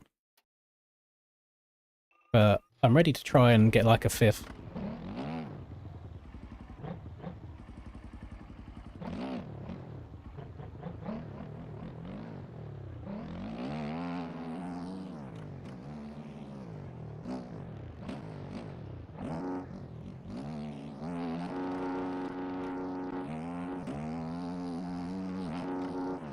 Have I played? I don't know if I've played this. Like, at all. I thought I'd played all the tracks, like, at least for a couple laps, but I don't know if I have. Oh no, I think I have. I think I remember that. Oh, pardon me. I think I remember that step on off.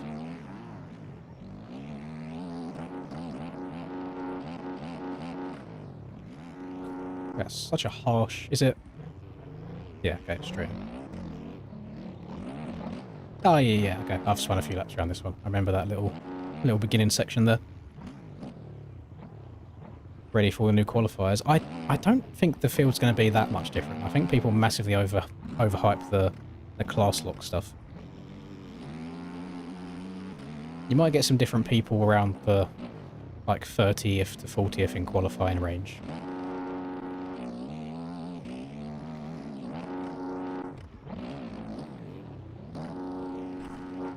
Oh yeah, okay. It's an interesting rhythm section.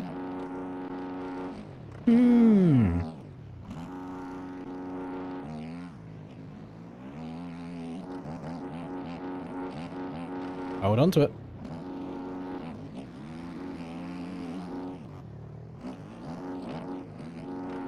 No. Can we do a little inside before the finish line for cheese? Yes.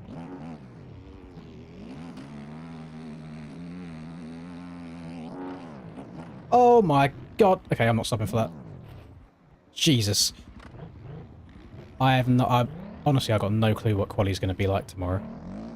It could be a case of the ruts don't do much and everybody's just on top of each other in terms of times because like everyone's been playing the track so much.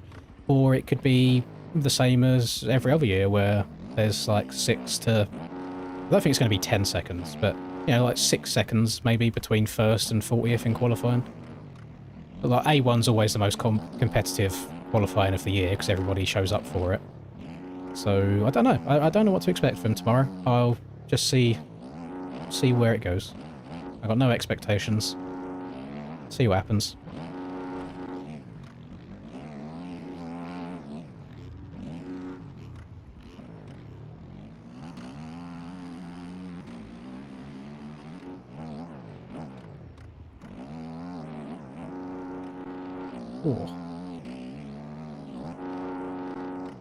Oh, get over it.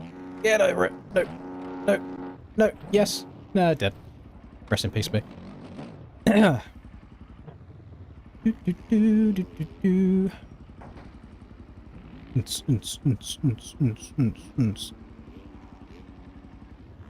I just don't like the Yamaha cam.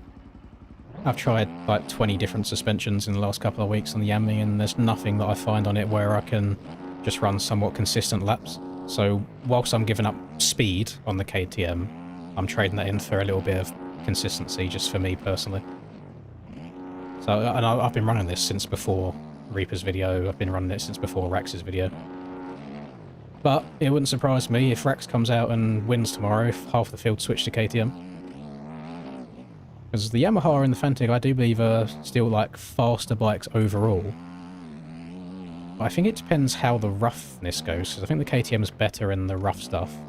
And for me, I can sit in ruts a little bit better. So, on the flat tracks, the Fantic was the best bike for me. That's one way of getting a quad in, thank you, sir. The Fantic was the best bike for me in terms of flat track speed. But I know from experience on the Fantic, as soon as the track gets a little bit rough, the front end just says, nah, not doing it. So I'd rather trade late race consistency for early race speed, basically.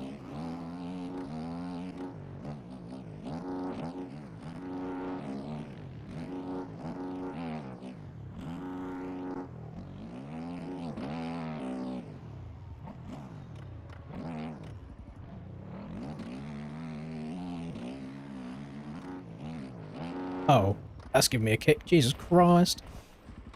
I think everyone has that, Cam. And you won't like the answer, because I also don't like the answer and I have the same issues. The answer to not get kicked over the bars once you get about 3 whoops deep is to slow down going into them. And I know that we all want to hit them without shutting off to get a good run and gain time, but really when they do get eroded and cupped out, your only solution is to slow down. Or try and move to the far other side of the track.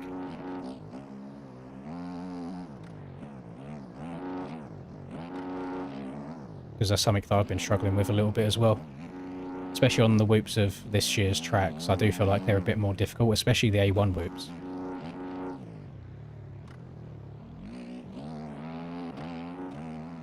Yeah, I could do one of them fake "this bike's the new meta" videos, couldn't I? Get everyone else to ride something shit. And then rock up on a good bike. Oh my goodness.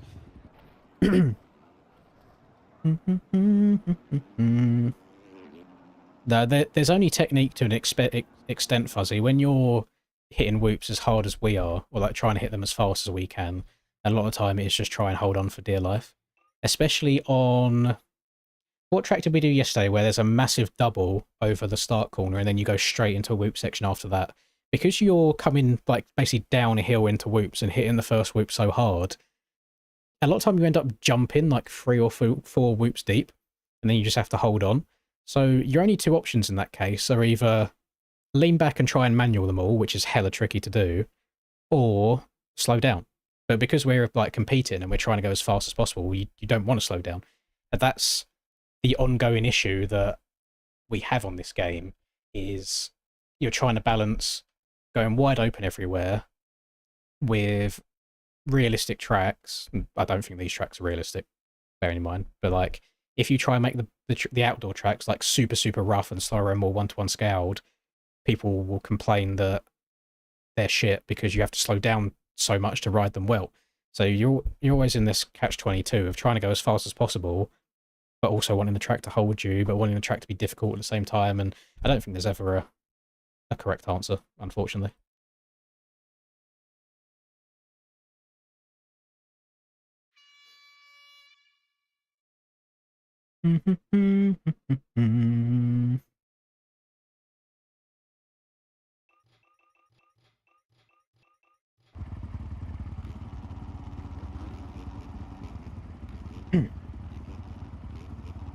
Saw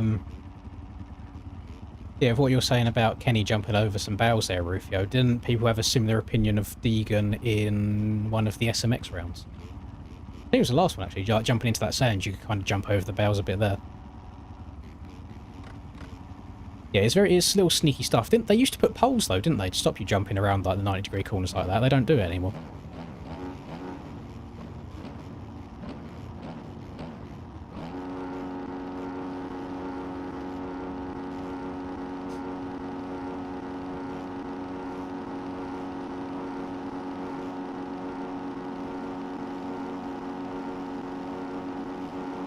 That's a long gate drop, Jesus Christ.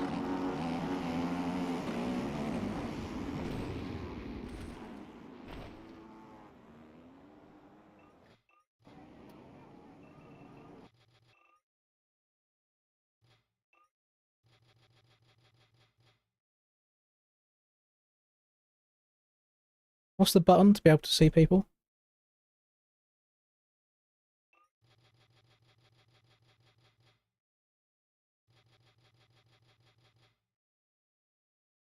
Okay. Oh god, no. Eject. There we go. Right. Fix that. For some reason, people don't understand that you don't hook a hard left as soon as the gate drops. Or reload them. Yes, it has just started snowing by me. Basically, as soon as I went live, it started snowing. I think it's meant to last maybe 2 days? We'll see. We'll see what happens. Yeah, I don't usually do that, but I know people are of all different skill levels in these lobbies, but you've got to be some kind of mong to think that it's cool to just hook a hard left or hard right as soon as the gate drops. It's like at least go straight for like 3 seconds before you start turning at all. It's always just going to end in issues. Yeah.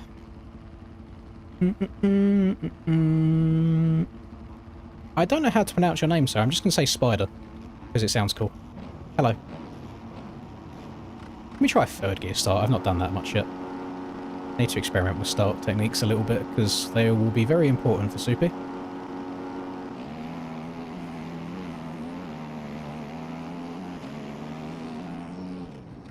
Oh, shit, yeah. I got scared. I thought I was going to get turned into. I shouldn't have left it on as late as I did. Third gear was decent, though. And then I suppose you don't lose any time from hitting a shift halfway up the section. Uh-oh. Oh, that was close. I've got no idea, Rufio. Oh my Christ. Dude. Oh, great run through the whoops.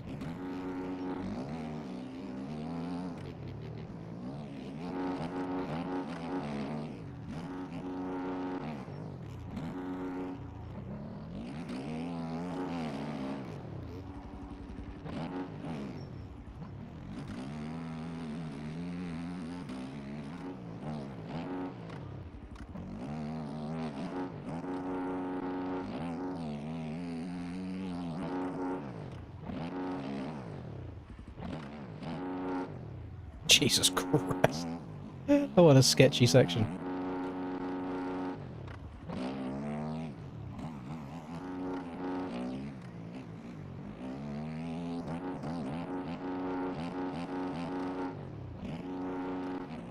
This track's very, very straightforward. It's short as well.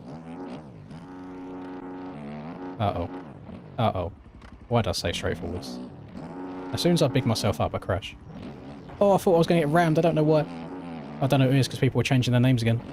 They don't want anybody else knowing they've been grinding the fucking game. Just run your name. Own it. No one's going to make fun of you, I promise. It's not that deep. Oh, I got speed. Oh, you kind of have to quad, really. Otherwise you end up singling into this corner, which is kind of shit.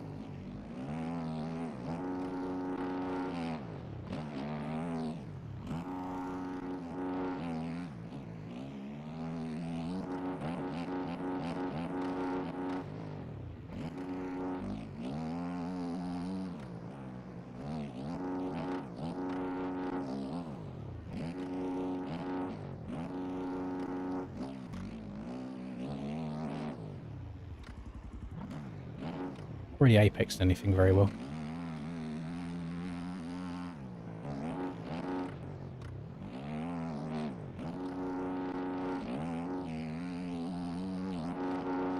Uh oh.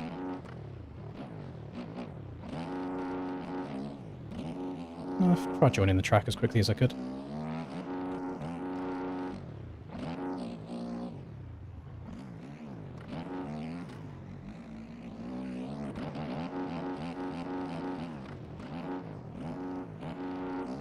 I do think that's a massive, like, area of cringe in this community, is all the top boys basically want to try and be the ones that play the game the least. And there's always this message like, oh, show me your last 2 hours, how much you played recently? And then it's like, people will just change their names in online lobbies to make it look like they haven't been grinding. It's like, just like, own it. If you want to do well, you have to play the game. So just play the game and accept that you've played the game. It's not that deep. I changed my name so people don't just try targeting and punting me in public lobbies.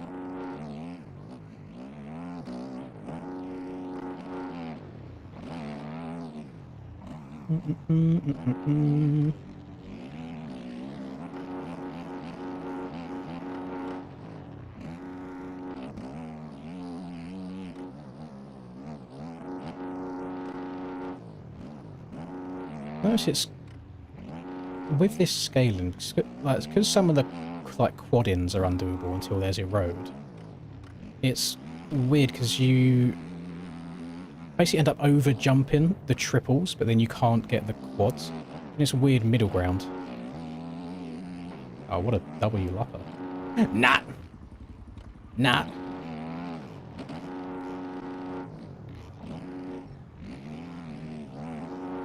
Ooh. Damn, you throwing shade at Linduck like that. That's kind of crazy.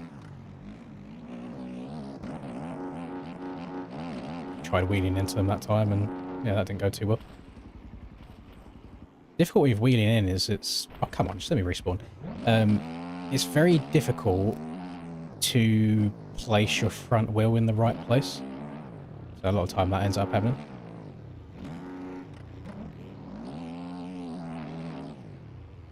Interesting race. I think I had a lap not count or something, because I'm not P7. Tell you what it is, I guarantee that there is a sector timing gate somewhere in this rhythm section, because I jumped off the side here, didn't I, and I rejoined about here. I guarantee there's a sector time here that I missed. I don't understand those stand-ins. I need to mess around with them a little bit. 1445, is that Mr. Jake Jr.? Again, I don't know why we're changing our names.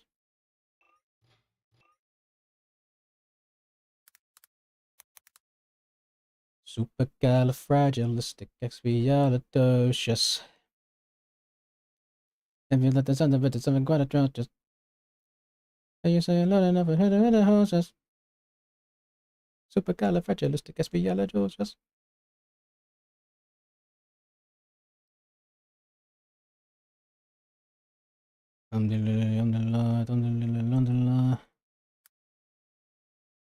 Yes, it's Jake. Gamers. Can we just run our names? It makes things much easier on me. It makes it not look like you're trying to hide how much you've been playing. I'm very slow right now. I think lap time wise, it's full fastest in there. That weren't terrible, but I think I only had one clean lap. Not great.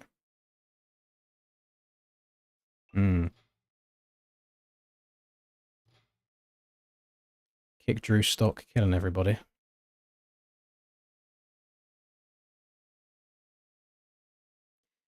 Last place, 7 seconds of cuts. I'll kick him from the next one if he joins. Was that round 8 or was that round 9?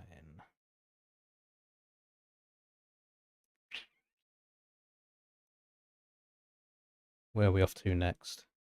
That was round 9. Okay, round 10 next. What round was round 9? What track was that? Okay, that makes sense. No, I feel like the indie tracks are always really, really short, aren't they? Okay. Understandable.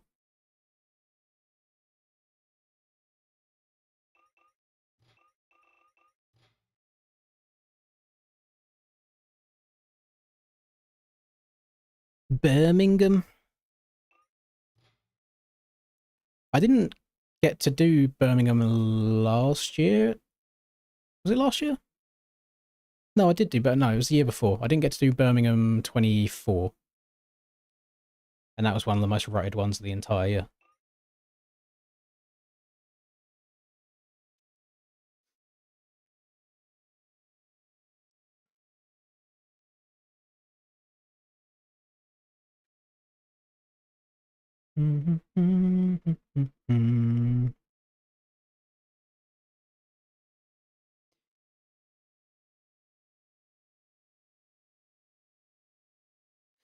Yeah, the only thing I don't like about them stand-ins, which I think Thomas has messed around with and sent me an update for, which I need to download, is I like to see the time to the leader as well.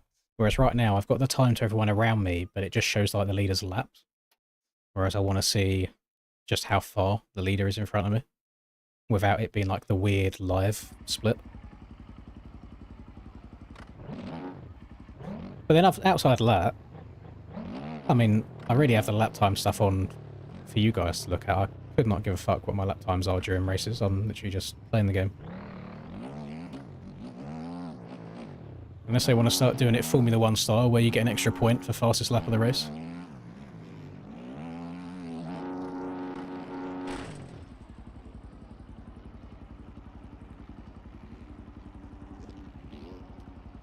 Yeah, I expected as much.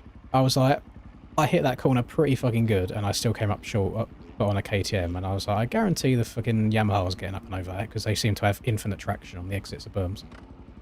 Oh, that's frustrating. I mean, when a rut's added into that berm on race day, I imagine that step on to the second one will become a lot easier.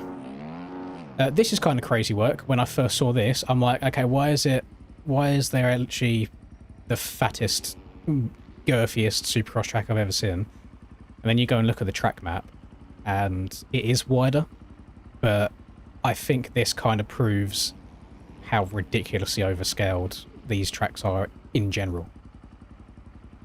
I feel like the normal scaling we have right now is what the wider version should be, because this is outrageous. Like, this is so wide. I don't think this outside's ever going to get used, because you've got a big fat old berm that we can rail here with no downside at all. Yeah, some of these tracks are going to be very, very interesting for racing.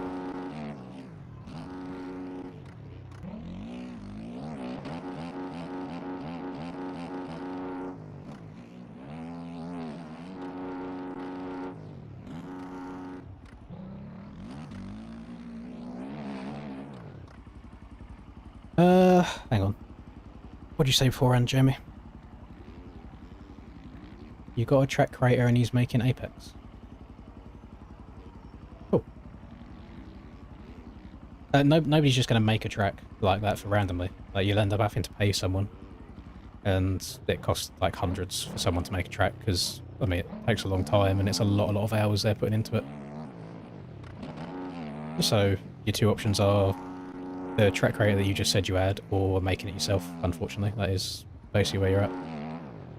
I'm not making it, because I just don't think Apex will be a good track in MX bikes. Like, it's far too tight and narrow. And then if you make it bigger and you upscale it, it's just... I don't know, I just think it's not going to be a good track for MX bikes.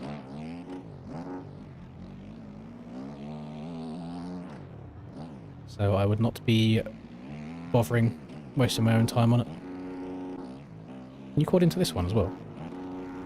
No, I don't think you get enough upwards oomph. Enough momentum. Change the wonky tables to Dragon's backs. I don't mind the wonky tables, I just wish that the initial step up was a little bit steeper so you could step over him if you wanted to. No, your best bet if you want a track made for you is just to put in the track thread in the main MX Bikes Discord and see if anybody picks it up.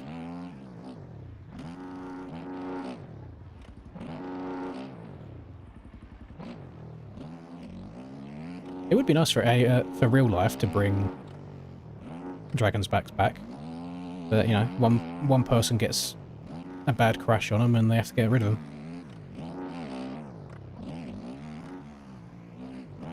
Was it... what round was it? It was one like Oakland's. I don't think it was last year. It might have been the year before, maybe. But you had whoop section left, Dragon's back, right, whoop section. And it was like that whole like series of obstacles next to each other was so difficult. It was crazy work.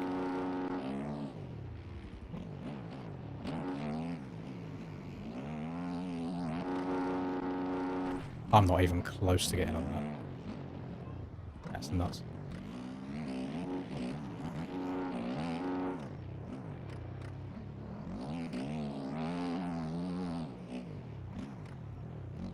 Yeah, this to me is kind of crazy work with just how wide this is. Again, I know why it's wider than the normal scaling, because it's like it on the track maps. But I think how wide this is kind of proves that the overall scaling is a bit too big. Like, it is huge. Yeah, the one with the turning room section, Logan. I've never been to Grafton, no. I don't think I've ever seen videos of Grafton, actually. I don't know.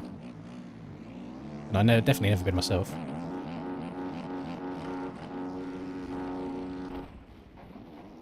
That brake check didn't work.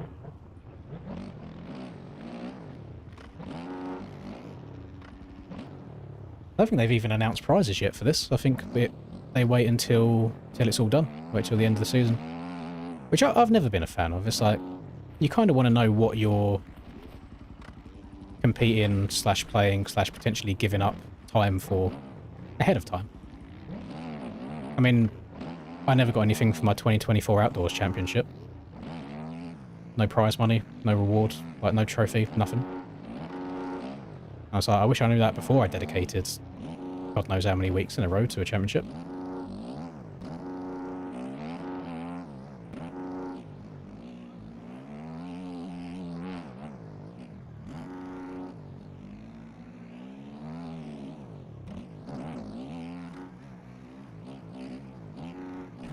Bonk. No, I've never been to Landrake either. There's a lot of tracks I haven't been to.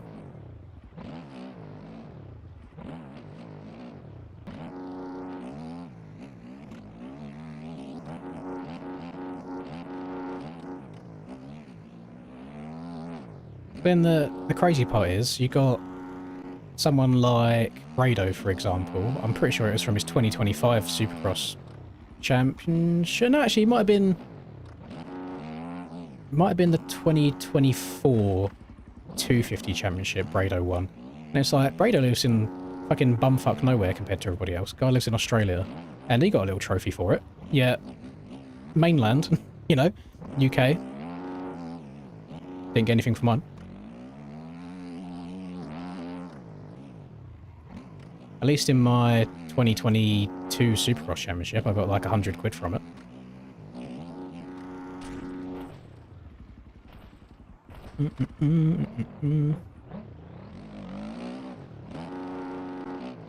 I'm not gelling with this track as quickly as I would have liked to.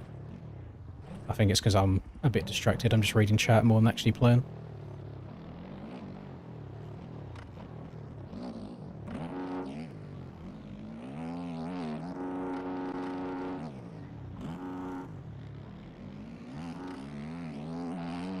The front end is very, very tempting to tuck though.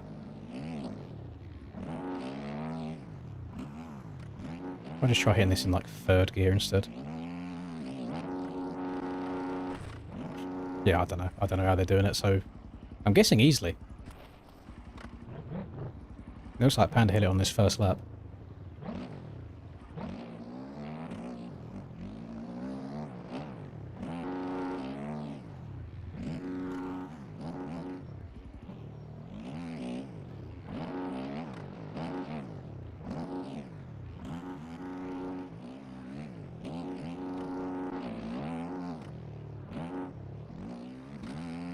Oh, why are we sliding? The traction.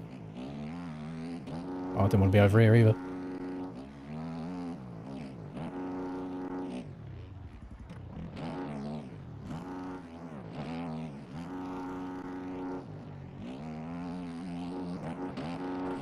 Oh, God damn it. I think Boy's going to be a sleeper pick this year. I think he's going to be good. I know for a fact he's been putting in work. But even before the Supercross tracks came out, where he's been grinding trying to get better.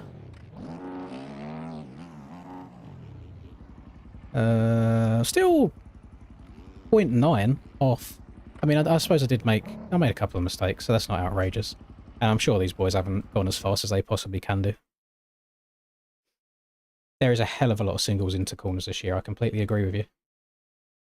And you know me, one of my least favourite Supercross obstacles is singling into a corner. I love being able to just downside and then rail the corner after that. So it's going to be very, very tricky.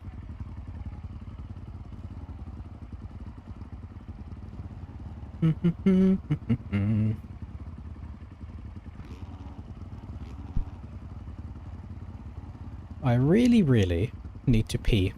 So I think as soon as this race is done, that's what I'll do.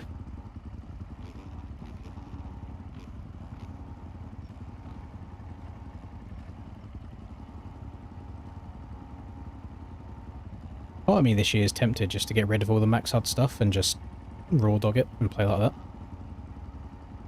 Because I think it would be enjoyable and immersive for me, and I wouldn't spend so much time looking at timing and scoring on the left.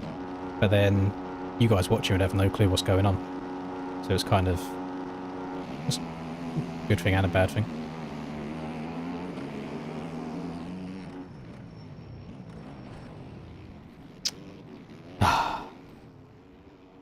God damn it, Pit. He probably didn't even touch me on his screen. I was like, one guy on my inside and I got taken out. Yeah, it looks like he didn't even get affected, so it was probably a ping diff.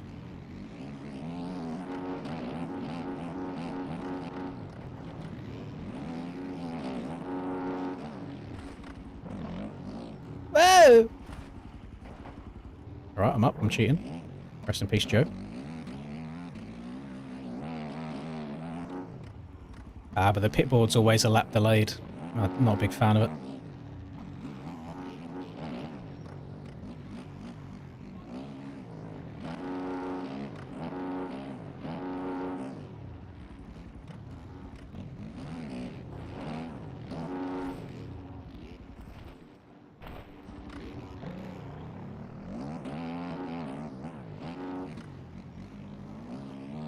Oh, I've just got a good like whoop suspension.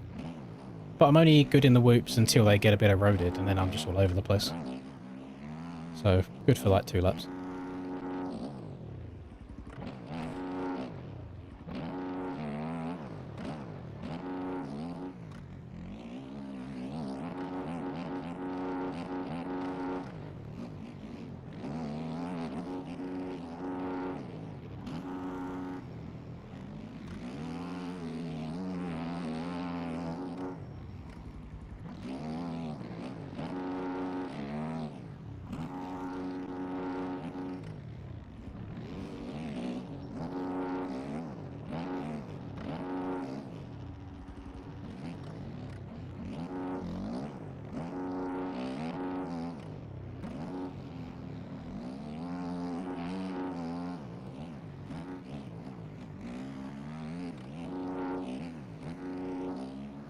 One day you'll get a clean soupy lap. Listen, I struggle to get them now.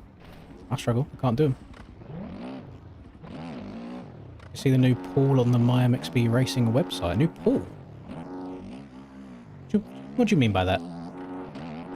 I've not been on MyMXB in quite some time. To the point where I'm worried that I'm going to forget to register for the race tomorrow because it's been so long since I had to do it. Oh, poll? No, I've got no idea. What is it?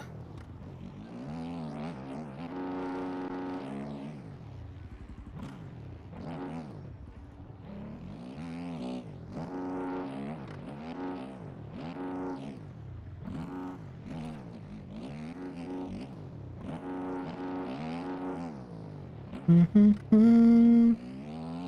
was cold and snowy in Colorado as well. It just started like very, very lightly snowing when I started streaming today. I'm very curious to see how much it is going to snow. Because the downside is, me and Linda don't have much water left for the next few days, so I'll probably have to go out, try and walk somewhere if it's too snowy to drive. Because that tap water do be gross.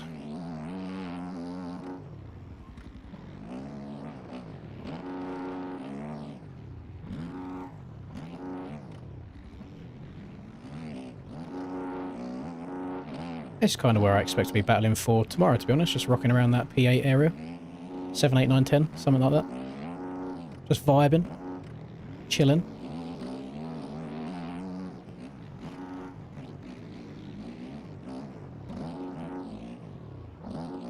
Tell you what, gives himself a facial there, doesn't he?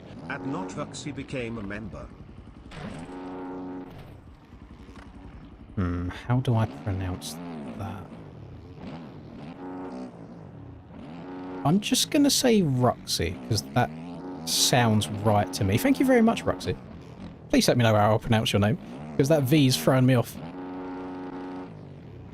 I don't have to pronounce it, thank you. Bro said, you know what? We'll put a V there. Thank you very much, I appreciate it.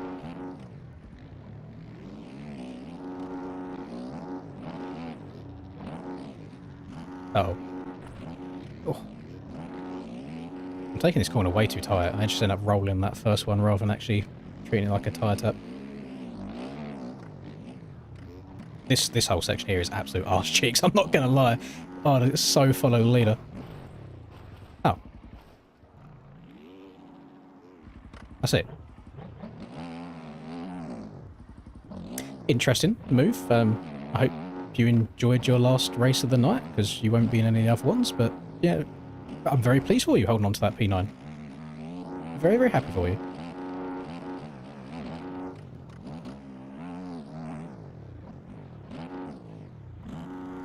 Tell you what, gives himself a Thank you very much, Stoke. At Static Bolt 418 became a member. Could be a Roman, yeah. Isn't what's V in Roman numerals, like number wise? What's that? I'll have a look at this poll. Let's have a look. Do I have to? I'm gonna have to log in, aren't I? MyMXB. Log in.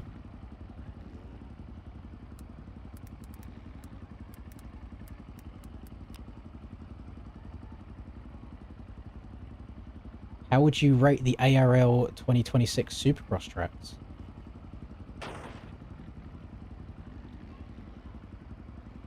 Three. 3 out of 5. Done. Apparently 4 out of 5 stars is winning. And I guarantee if you was to split the vote between pro riders and casual riders, the overall result would be very, very different. Because again, I always look at things from a competitive aspect, whereas I know a lot of these votes will be from just normal public lobbies, and these tracks are very, very good just for casual playing. But yeah, I always look at things for like the best racetrack possible.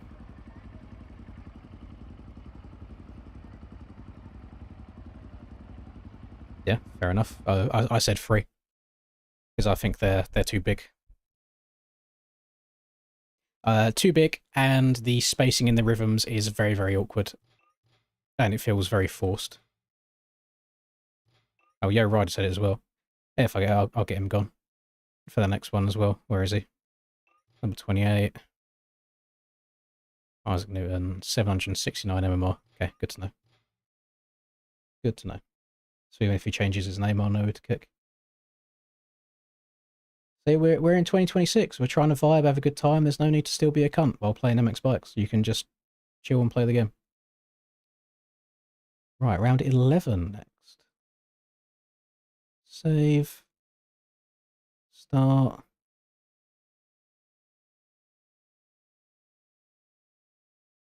Some people are hella delayed.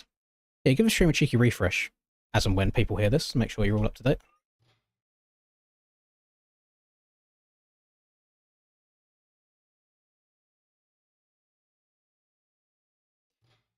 So the reason I said 3 out of 5 is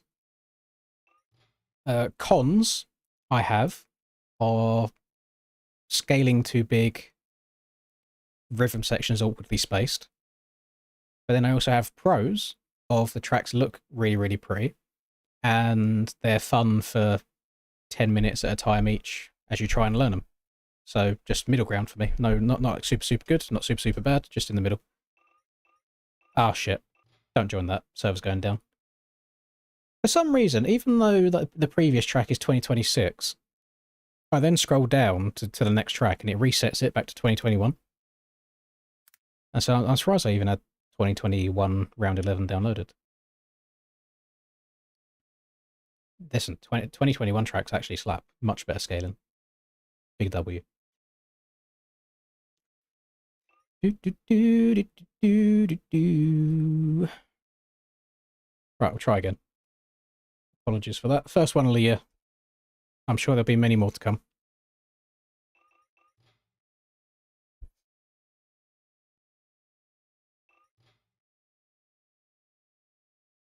Am I more than you bargained for? Yeah. Uh, uh, uh, uh, uh, uh, uh.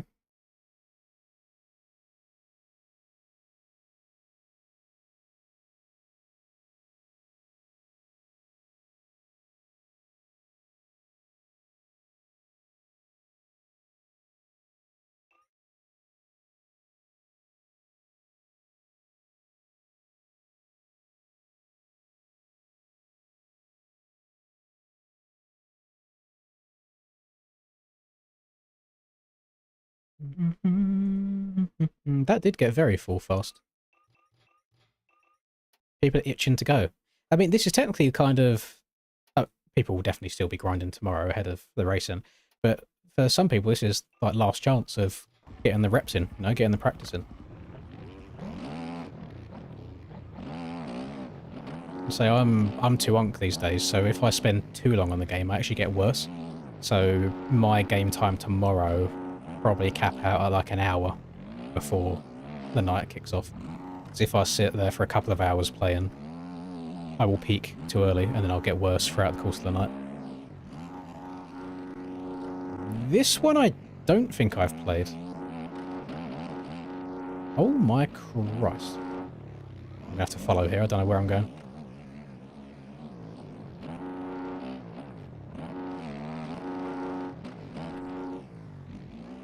Show me the way. Ooh.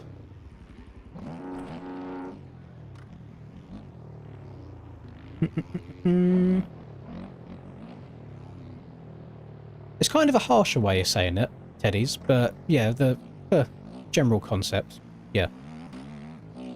I think that instead of all the pissing and whining about being locked to doing just a 250 coast, I think they should just get rid of the coasts and do a 17-round 250 championship.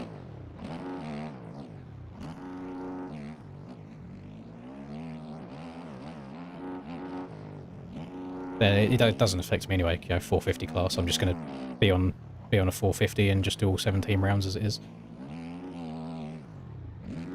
The time tomorrow, so whatever time it is for you right now, the night should be starting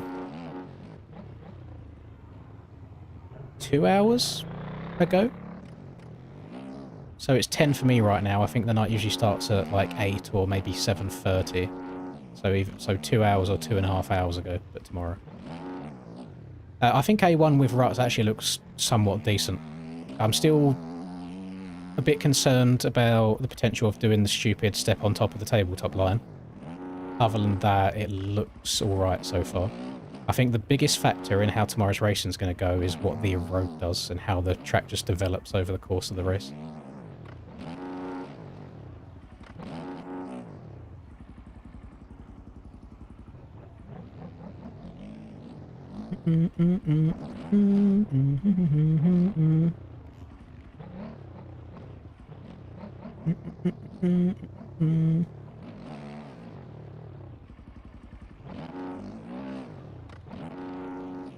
Oh, that's an interesting topic actually, Teddy's. So, Teddy's reckons that riding a 450 is easier than riding a 250. And I'm of the opinion that on a 250, the only thing you have to worry about is going fast. Because there's not really any way you can overjump anything. Whereas on a 450, you have it both ways. You can either accelerate too hard and slide out because you've got fuck all grip, or you can go too fast and overjump something and get it just as wrong that way. So that's why I feel like 450s are trickier. Whereas on a 250, you just your main focus is just to go as fast as you possibly can do. Because if you hit something fast, you get it fine. If you don't hit it fast, you case it. And that's your worst case, is casing. Whereas on a 450, you can case and you can go too far.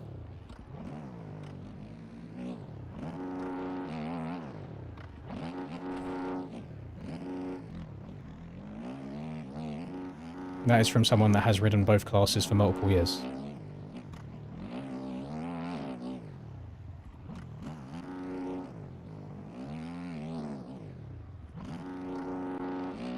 I will say 250 is much better traction and much more planted overall in terms of less wonkiness. Whereas the amount of times on the 450 where if you're at low speed it will just start wobbling side to side and you just have to kind of be like, right, sort yourself out please.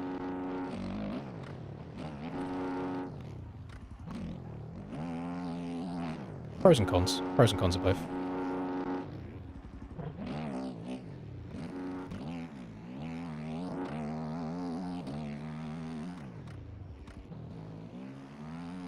Hello, Doug. Happy New Year. You looking forwards to tomorrow?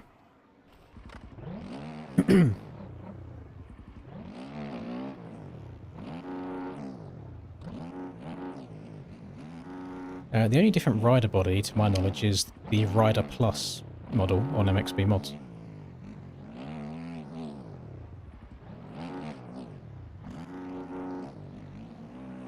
There was a fat rider model and a woman rider model that went around a while ago. They kind of come with their own issues, because like the paints that you have on the current rider model don't transfer over unless you do it all manually, and then they look a little bit warped, and like like some people on your screen will be T-posing in game if they're running different models, and it just gets all kind of weird. So that's why I usually just stick to... Oh, that's why I just stick to the one. Oh, he's landed it. Oh my goodness. Have we all survived? No, not all of us.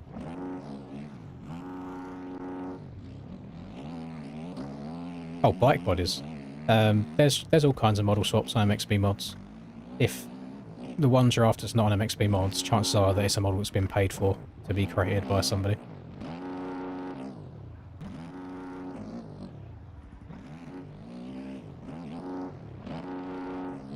Strange little jump out of that corner there. And is it just triple, double, round, triple, finish line?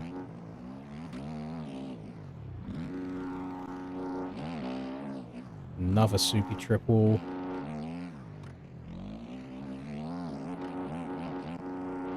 Yeah, like the third or... I think it's like the fourth loop there. It's a little bit... feels bigger than the others.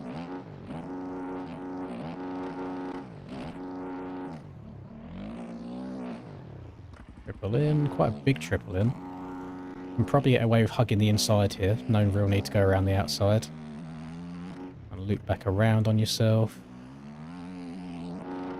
Triple. Triple. Oh, can I triple that? Oh. Barely. Step. But I can probably quad that whole thing. I'm going to try and do that. I think you can probably quad all the way over to the next jump. Let's just do it from here.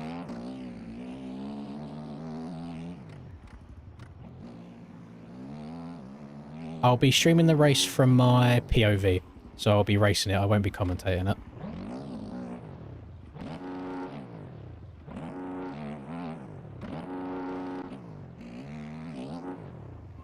Oh, I don't know.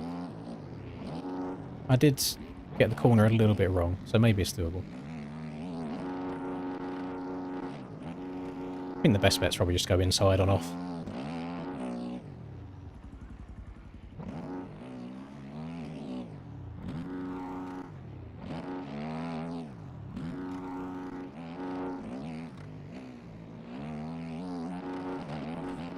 That same, yeah, it's like the fourth whoop. Let me have a look. Let's have a little look-see. It is, it's taller. No, it's not. There's 1, 2, 3... That one there. For some reason. Unless Sony's done something with the masking, because you can see that this one's getting a lot more dug out than the other ones are. Oh, I know what it is. It looks like people are hitting this one, and then because of the way it's built, they're going over this one, and then that's causing them to hit this one harder. That was nice. That was HM. Chuckles got through there alright. Everyone's getting them good now. Breezy's going for the little wheelie into Cooper Webb technique. There you go. Panda got it wrong. Yeah, it seems like people get a couple of whoops deep and then they get buried into one or two of them. The HUD is MXB MRP3. Big mouthful, but it's on MXB mods. It's basically just like, it's a new max HUD, basically.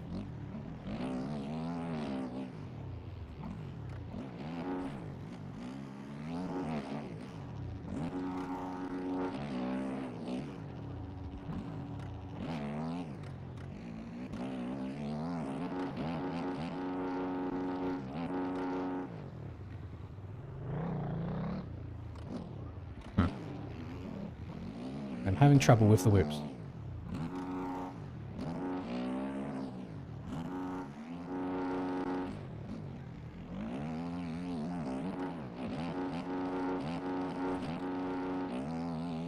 Don't know. Yeah, very strange section there.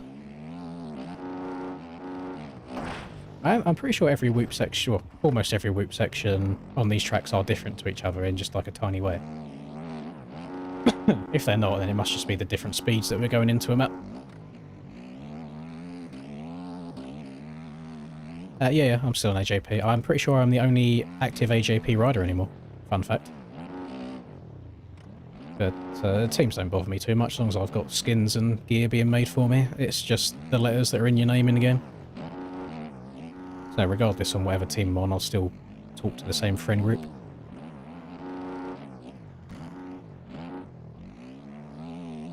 Alex keeps trying to get me on Moto Academy, and I kept telling him to pay me.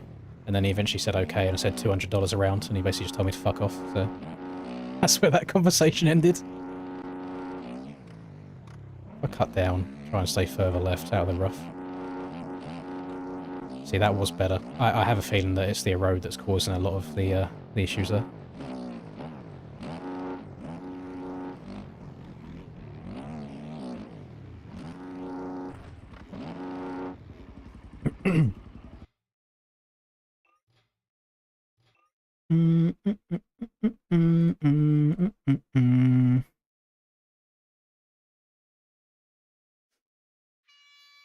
Another set of whoops that I really struggle with out of this 2026 pack is A1's whoops, which is not good. Not good at all.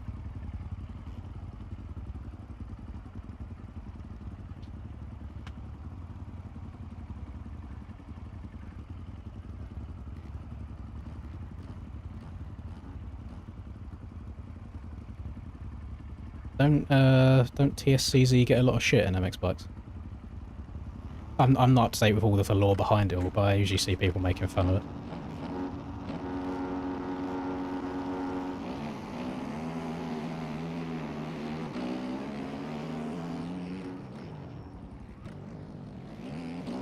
I think that might be the tech this year, you know, is overshoot turn 1 and you can't get taken out from the inside. And then just kind of cut back in the bells.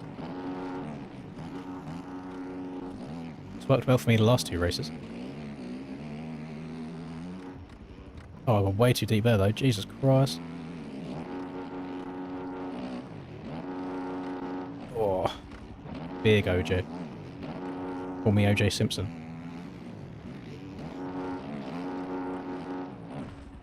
Yeah, I don't know what some of the rhythms are that we're meant to do here. I don't know what the spacing's on about. It does seem very, very one-lined. One-rhythmed, I should say, sorry, not one-lined. Little hidden tech there.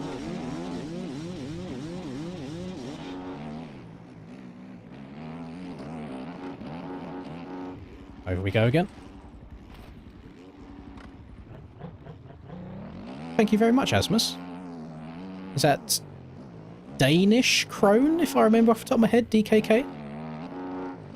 I think it's Danish.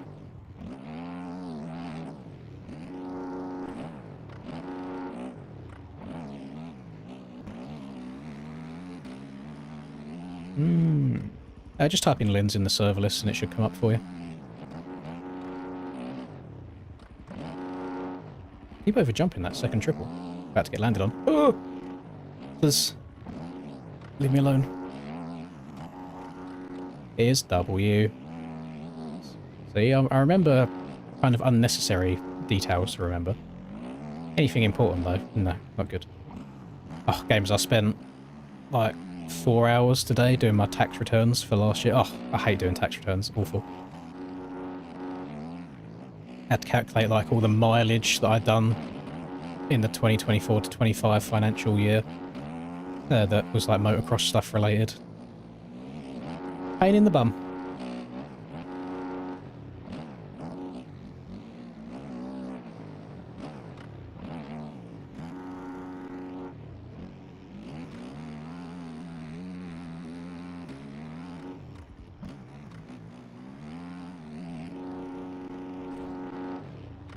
I asked if I could get away with claiming the hair transplant back because I'm on camera, so it's technically for my job. She was like, no, you can't get away with that. It's like, god damn it. Would have been a great one to claim. No, I didn't see Garcia. Surprisingly, for someone that likes Enduro so much, I don't actually watch much Enduro stuff. I watch the occasional Billy Bolt GoPro. Apart from that, I don't watch too much of it. Yeah, I was speaking to my mum about it all, because obviously where I'm still newish and knowing exactly what I can and can't claim for, I ask her for like advice on things. And she was like, well, you can claim all of the entry for like fees for your practice days at motocross that you paid for. And I was like, I haven't got a clue what I paid and it's in cash. How am I meant to remember that from 2024? And she's like, we should take a book with you everywhere and note it all down.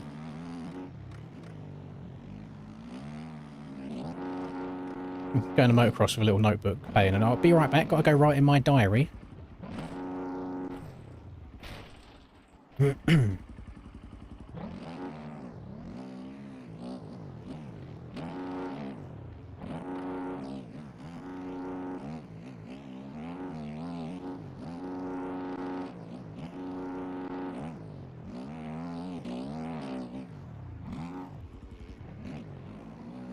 So the period that it covered was start of April 2024 until the end of March 2025.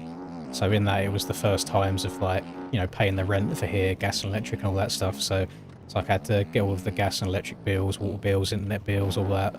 Go put her up into Excel, give all the breakdowns, split out the gas from the electric and this, that and the other. So it's a bit of a pain in the bum, but once it's done, it's done. I just never look forwards to receiving the actual bill afterwards and finding out how much I've got to pay.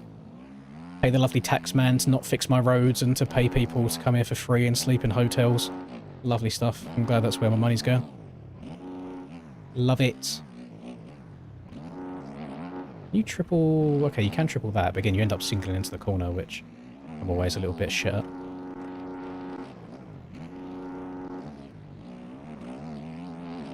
Is my brother still making gear for teams on MX Simulator? So I'm not clued up on MX Simulator scene whatsoever. I think he used to clear a decent amount of money doing that, like a few thousand at the start of each season. I can't get through this whoops. My usual technique of trying to push the bike down into the ground is not working. Yeah, it is. It's because I'm missing the second whoop every time, because the entry whoop's kicking me so high.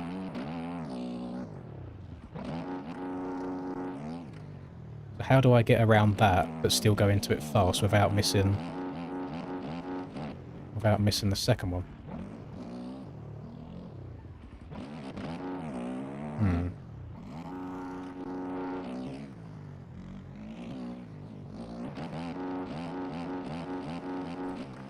I mean, the key might generally just be slowing down. Slowing down could be the way to go. Thank you very much, Asmus. You are very, very generous indeed. Just because I feel generous, smiley face emoji. You boys have to save it to reward me for my P10 at A1 tomorrow. These whoops are better in a wheelie. Really? Let me try wheeling into them.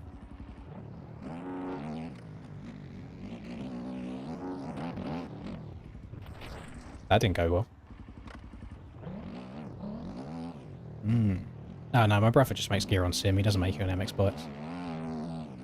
He don't F with bikes like that.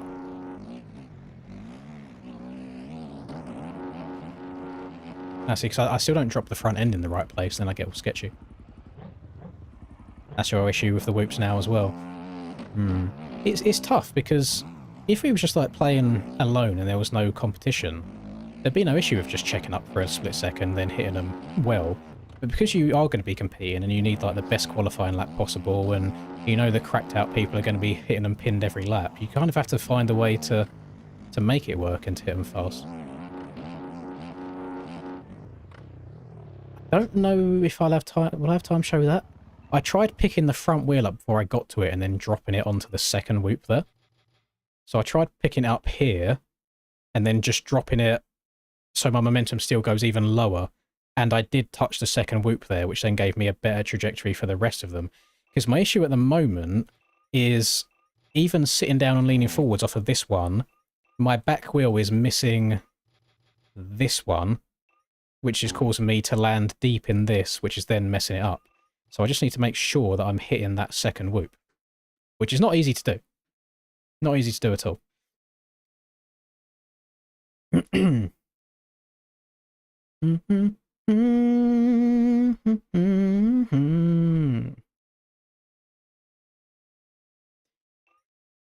I'm running a CBS suspension at the moment, but with a SPX like leaning settings. So Splash gave me a steering setup. So I'm actually kind of rocking both worlds at the moment.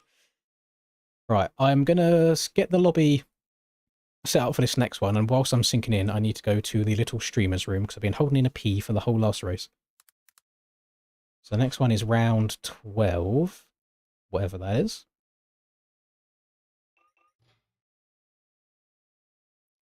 Lins 2026. Having most success getting the front wheel over the first shoe and then letting it drop it down.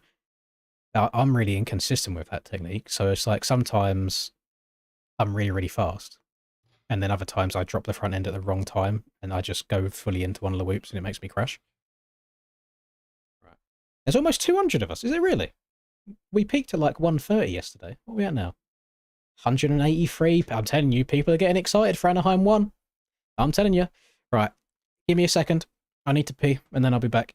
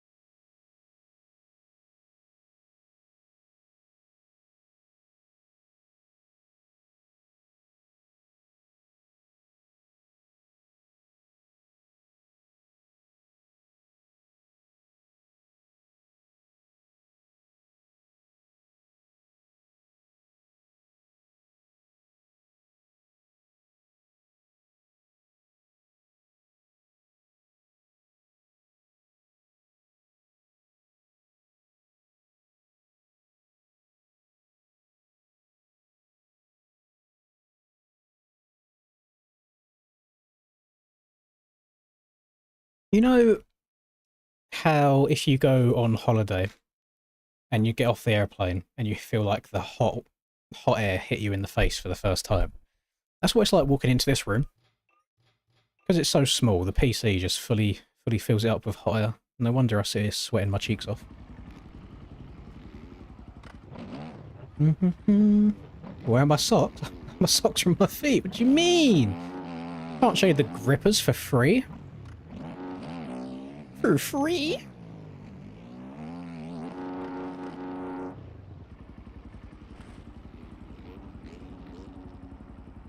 Are you meant... So you meant to be able to quad that? It kind of goes back to the whole strange force rhythms thing. Is look how far away that single is from that table. I didn't buy this. My mum bought me this for Christmas. The gym sock jumper. She bought me two joggers, 2 jumpers, and a couple of normal t-shirts. And I know how expensive Gymshark stuff is, and I was like, Mum, what have you done here? You spent way too much money.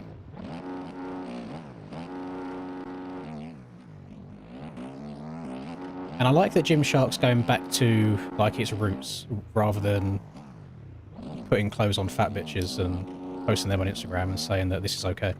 It's not like, no, the whole point of your clothes is to lead an athletic and healthy lifestyle and bet yourself. Fuck the body positivity stuff. More people need bullying into being called fat, because then they'll actually do something and change it. Take accountability. I know I'm fat right now.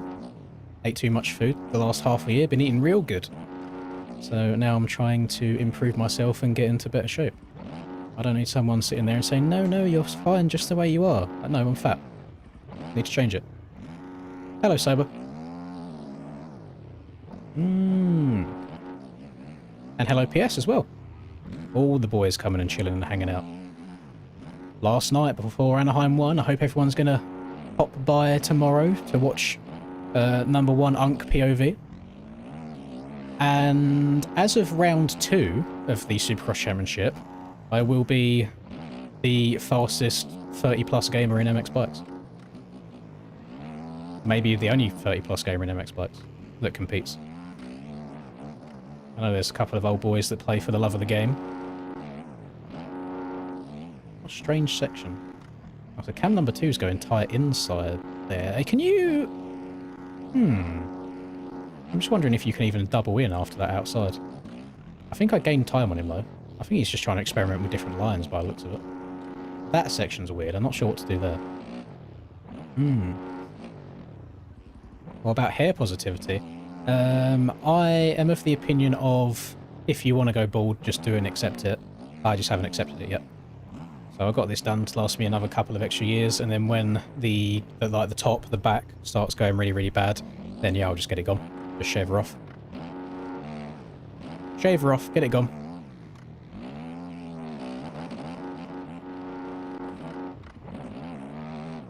Is this the triple that people were saying that is near impossible to clear properly on a 250? Because I don't think we've done that round yet, and that does seem like a hard one if you get the whoops wrong. I don't think we even have any 250 riders in here anymore. I think it's all 450 boys. He just had to stretch the piss out of that.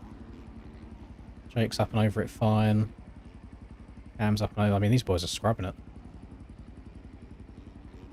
I think the ruts will make it easier. I don't know, because I don't know if you'll be able to carry as much speed through the whoops with ruts like before them. We'll see. Because ruts could hinder you in the corners before whoops. If so, last track as an example, I was going into them too fast. Whereas if you've got a rut holding you in the corner, you're technically going to be hitting them faster. So that could enhance the problem rather than help it.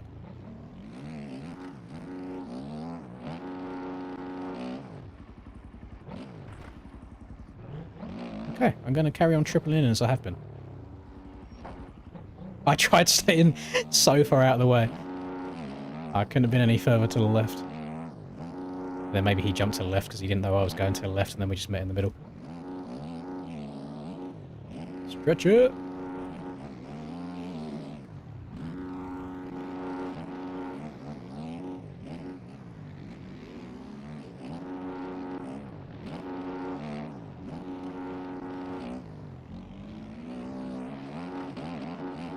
Oh, that's quite... that technique... I'm going to have to try and spend a little bit of time trying to master that, because that's working really well for me, is picking my front wheel up before I get to the first whoop. If you look at my front wheel closely, just as I exit the corner, pick the front wheel up, and then just drop it again before you hit it. And just that tiny little bit there, it's not off the ground by much, it's just off the ground a tiny bit here, and just landing it here just helps you stay lower and go across rather than going up. And then that lets me hit all of them, rather than getting too deep into them. Yeah, I'm gonna have to practice that a little bit. Try and master it. The track I'm on right now is round 12. So I don't know what the actual track name is. I don't know which one it is, but it's round 12 of the 2026 season. They didn't do it that time. I left the wheelie too late. I'm not the only one having issues though. Static's having some problems. What if I... let me just try and do what I did on the last track, where you just check up for a second. Absolutely fine. So that's worst case scenario. If it starts going wrong with the road, it's just slow down, just chill out a little bit.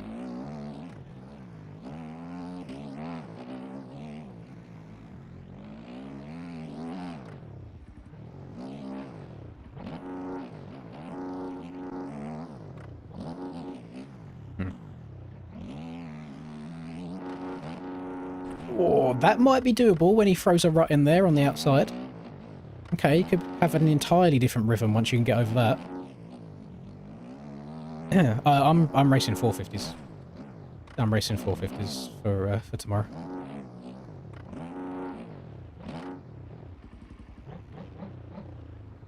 RM fancy picks. I've not actually done any picks yet. Do you want to know? So like RM's fine, but I always thought the Pulp MX point system was a lot more fun. However, they've made it now so if you're from the UK, you just can't do Pulp. I guess it's because there's obviously prizes involved and they can't ship stuff to the UK, but why can't you just keep it as people from the UK can't win prizes? Because I still liked the format of it.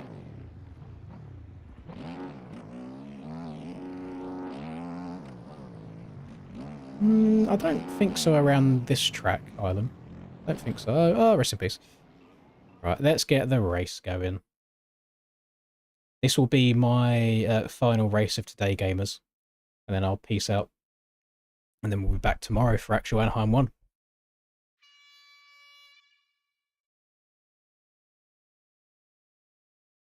Oh, you can't do it from some states in the US as well? Oh, that's weird.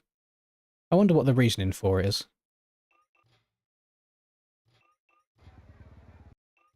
Very strange.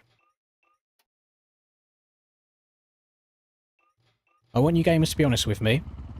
Speedometer at the bottom, W or L. Should I just have it like that instead? Or is that okay?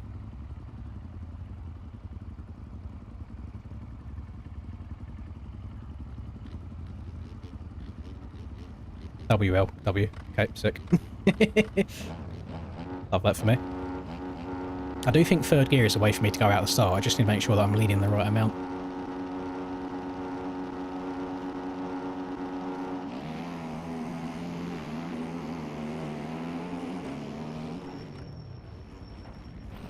Fuck's sake.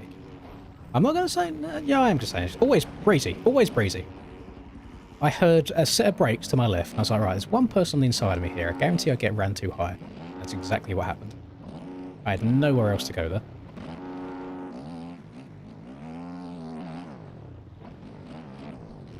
But, I mean, actually, this isn't a good lobby to compare, really. Because obviously not everybody in here is going to be amazing at starts, but pretty much everyone that lines up for a main event race will be good at starts. I was going to say, the last couple of starts I've done, I've had, like, decent jumps and then drives along the straight, so hopefully they're not too stinky tomorrow.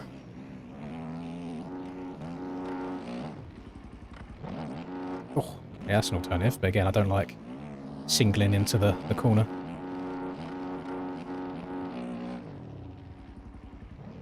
It's off-centre. I had to do it off-centre because the numbers that you see, the yellow numbers, are like slanted. And if I had them further to the right, they end up covering a lot of the... oh, a lot of the tachometer.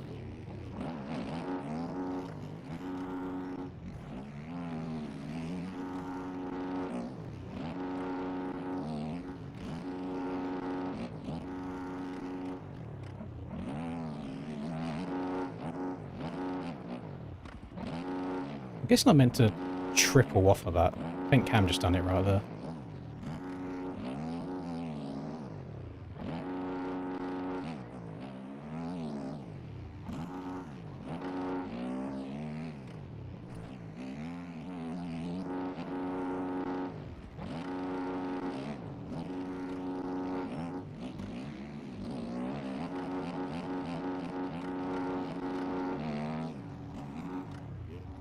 Other benefit of having the KTM is being able to quick shift as well. It's nice to bang up all the gears in the whoops and then quickly downshift to like third or second at the end of them.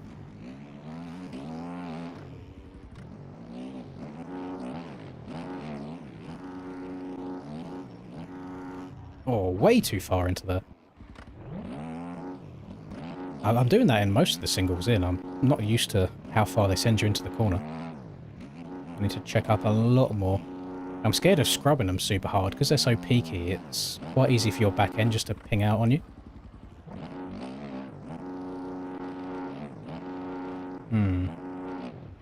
My model swap right now is from Dashback. He gave this to me, or like made it for me, kind of mid last year. and I just went through my DMs with him, saw it again, and just re-downloaded it recently. So whether it's for sale or not, I've got no idea. It's definitely not like a public link.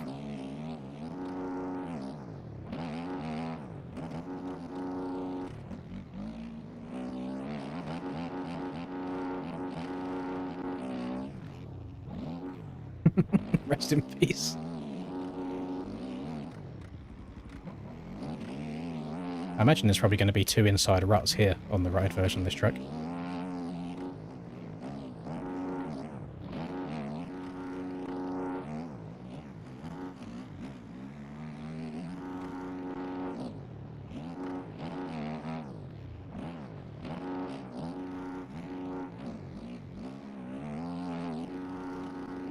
There we go. Oh look, I wasn't even fucking close. And I downsided that triple in really nicely. I don't know if that's KTM diff, or if that's just me being arse, or if my suspension's not springy enough, but I was nowhere near that. Interesting. Fucking sewer on, yeah.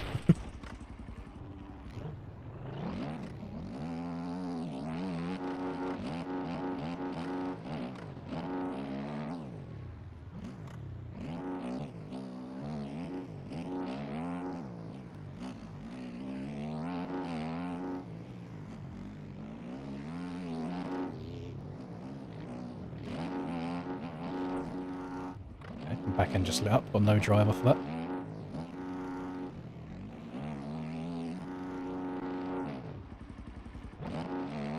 You guys probably don't think it from looking at my gameplay today, but I still feel pretty good, all things considered.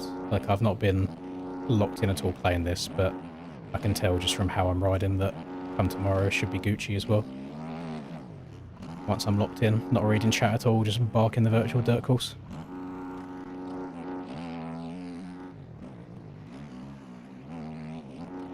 Yeah, happy with the bike, happy with the suspension.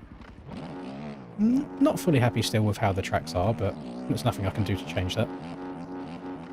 Got munched them whoops, holy. It's like the KTM handles so well in corners like that, where the roughs come in. You saw nothing. So I'm hoping, even though we've got ruts tomorrow, I'm hoping they do still get somewhat rough.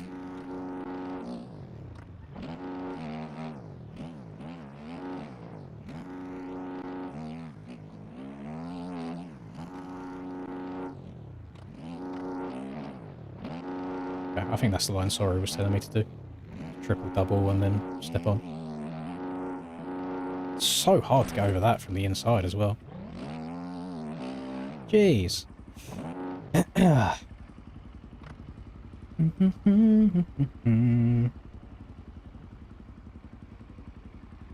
No, gear changes are very, like, the gearing on your bike is a very personal thing, so I don't think there's a right and wrong gear selection for you. Yeah, 200 hours isn't very much to go into Supercross with. You go inside first. Let me try that, Transcend. I'll try that and then I will peace out until tomorrow. Inside, double, triple, over. That is a nice line. You are correct. Feels nice. I feel like that would be more easily repeatable as well. And then I just need to start going out around the outside on the 90 degree before this soupy triple. It's a good line. No, I didn't even know they'd done a mini documentary. I saw pictures of the bikes and that's as much as I've seen of the Ducatis.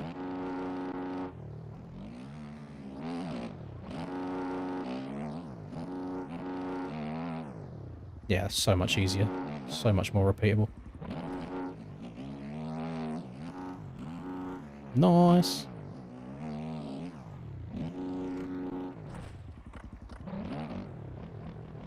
Right, good stuff. Thank you again, everybody. Lots of generosity today, which starting 2026 off with a bang. I'm going to love and leave you until A1 tomorrow. Let me quickly, before I do go, let me check the time for me to make sure I know exactly what's going on. Race list. Friday. 450 EU round 1. Let me register for it whilst I'm here.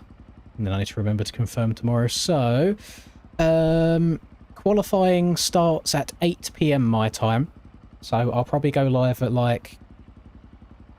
do I go live to learn the track or do I just go live for qualifying? I'll go live to learn the track as well. I'll be live tomorrow from probably about 7:20 my time, which, wherever you are in the world right now, deduct 3 hours and 20 minutes. And that's what time I start. So, yeah. See all of you tomorrow. Enjoy the rest of your night. And, yeah, good luck tomorrow. Whoever's racing. And thank you as well for the good luck with the 50k. Oh, by the way, pinned comment. If you want to, Just Giving link for charity. Doing a 50k ultramarathon in October for Alzheimer's research. Because my nan has dementia.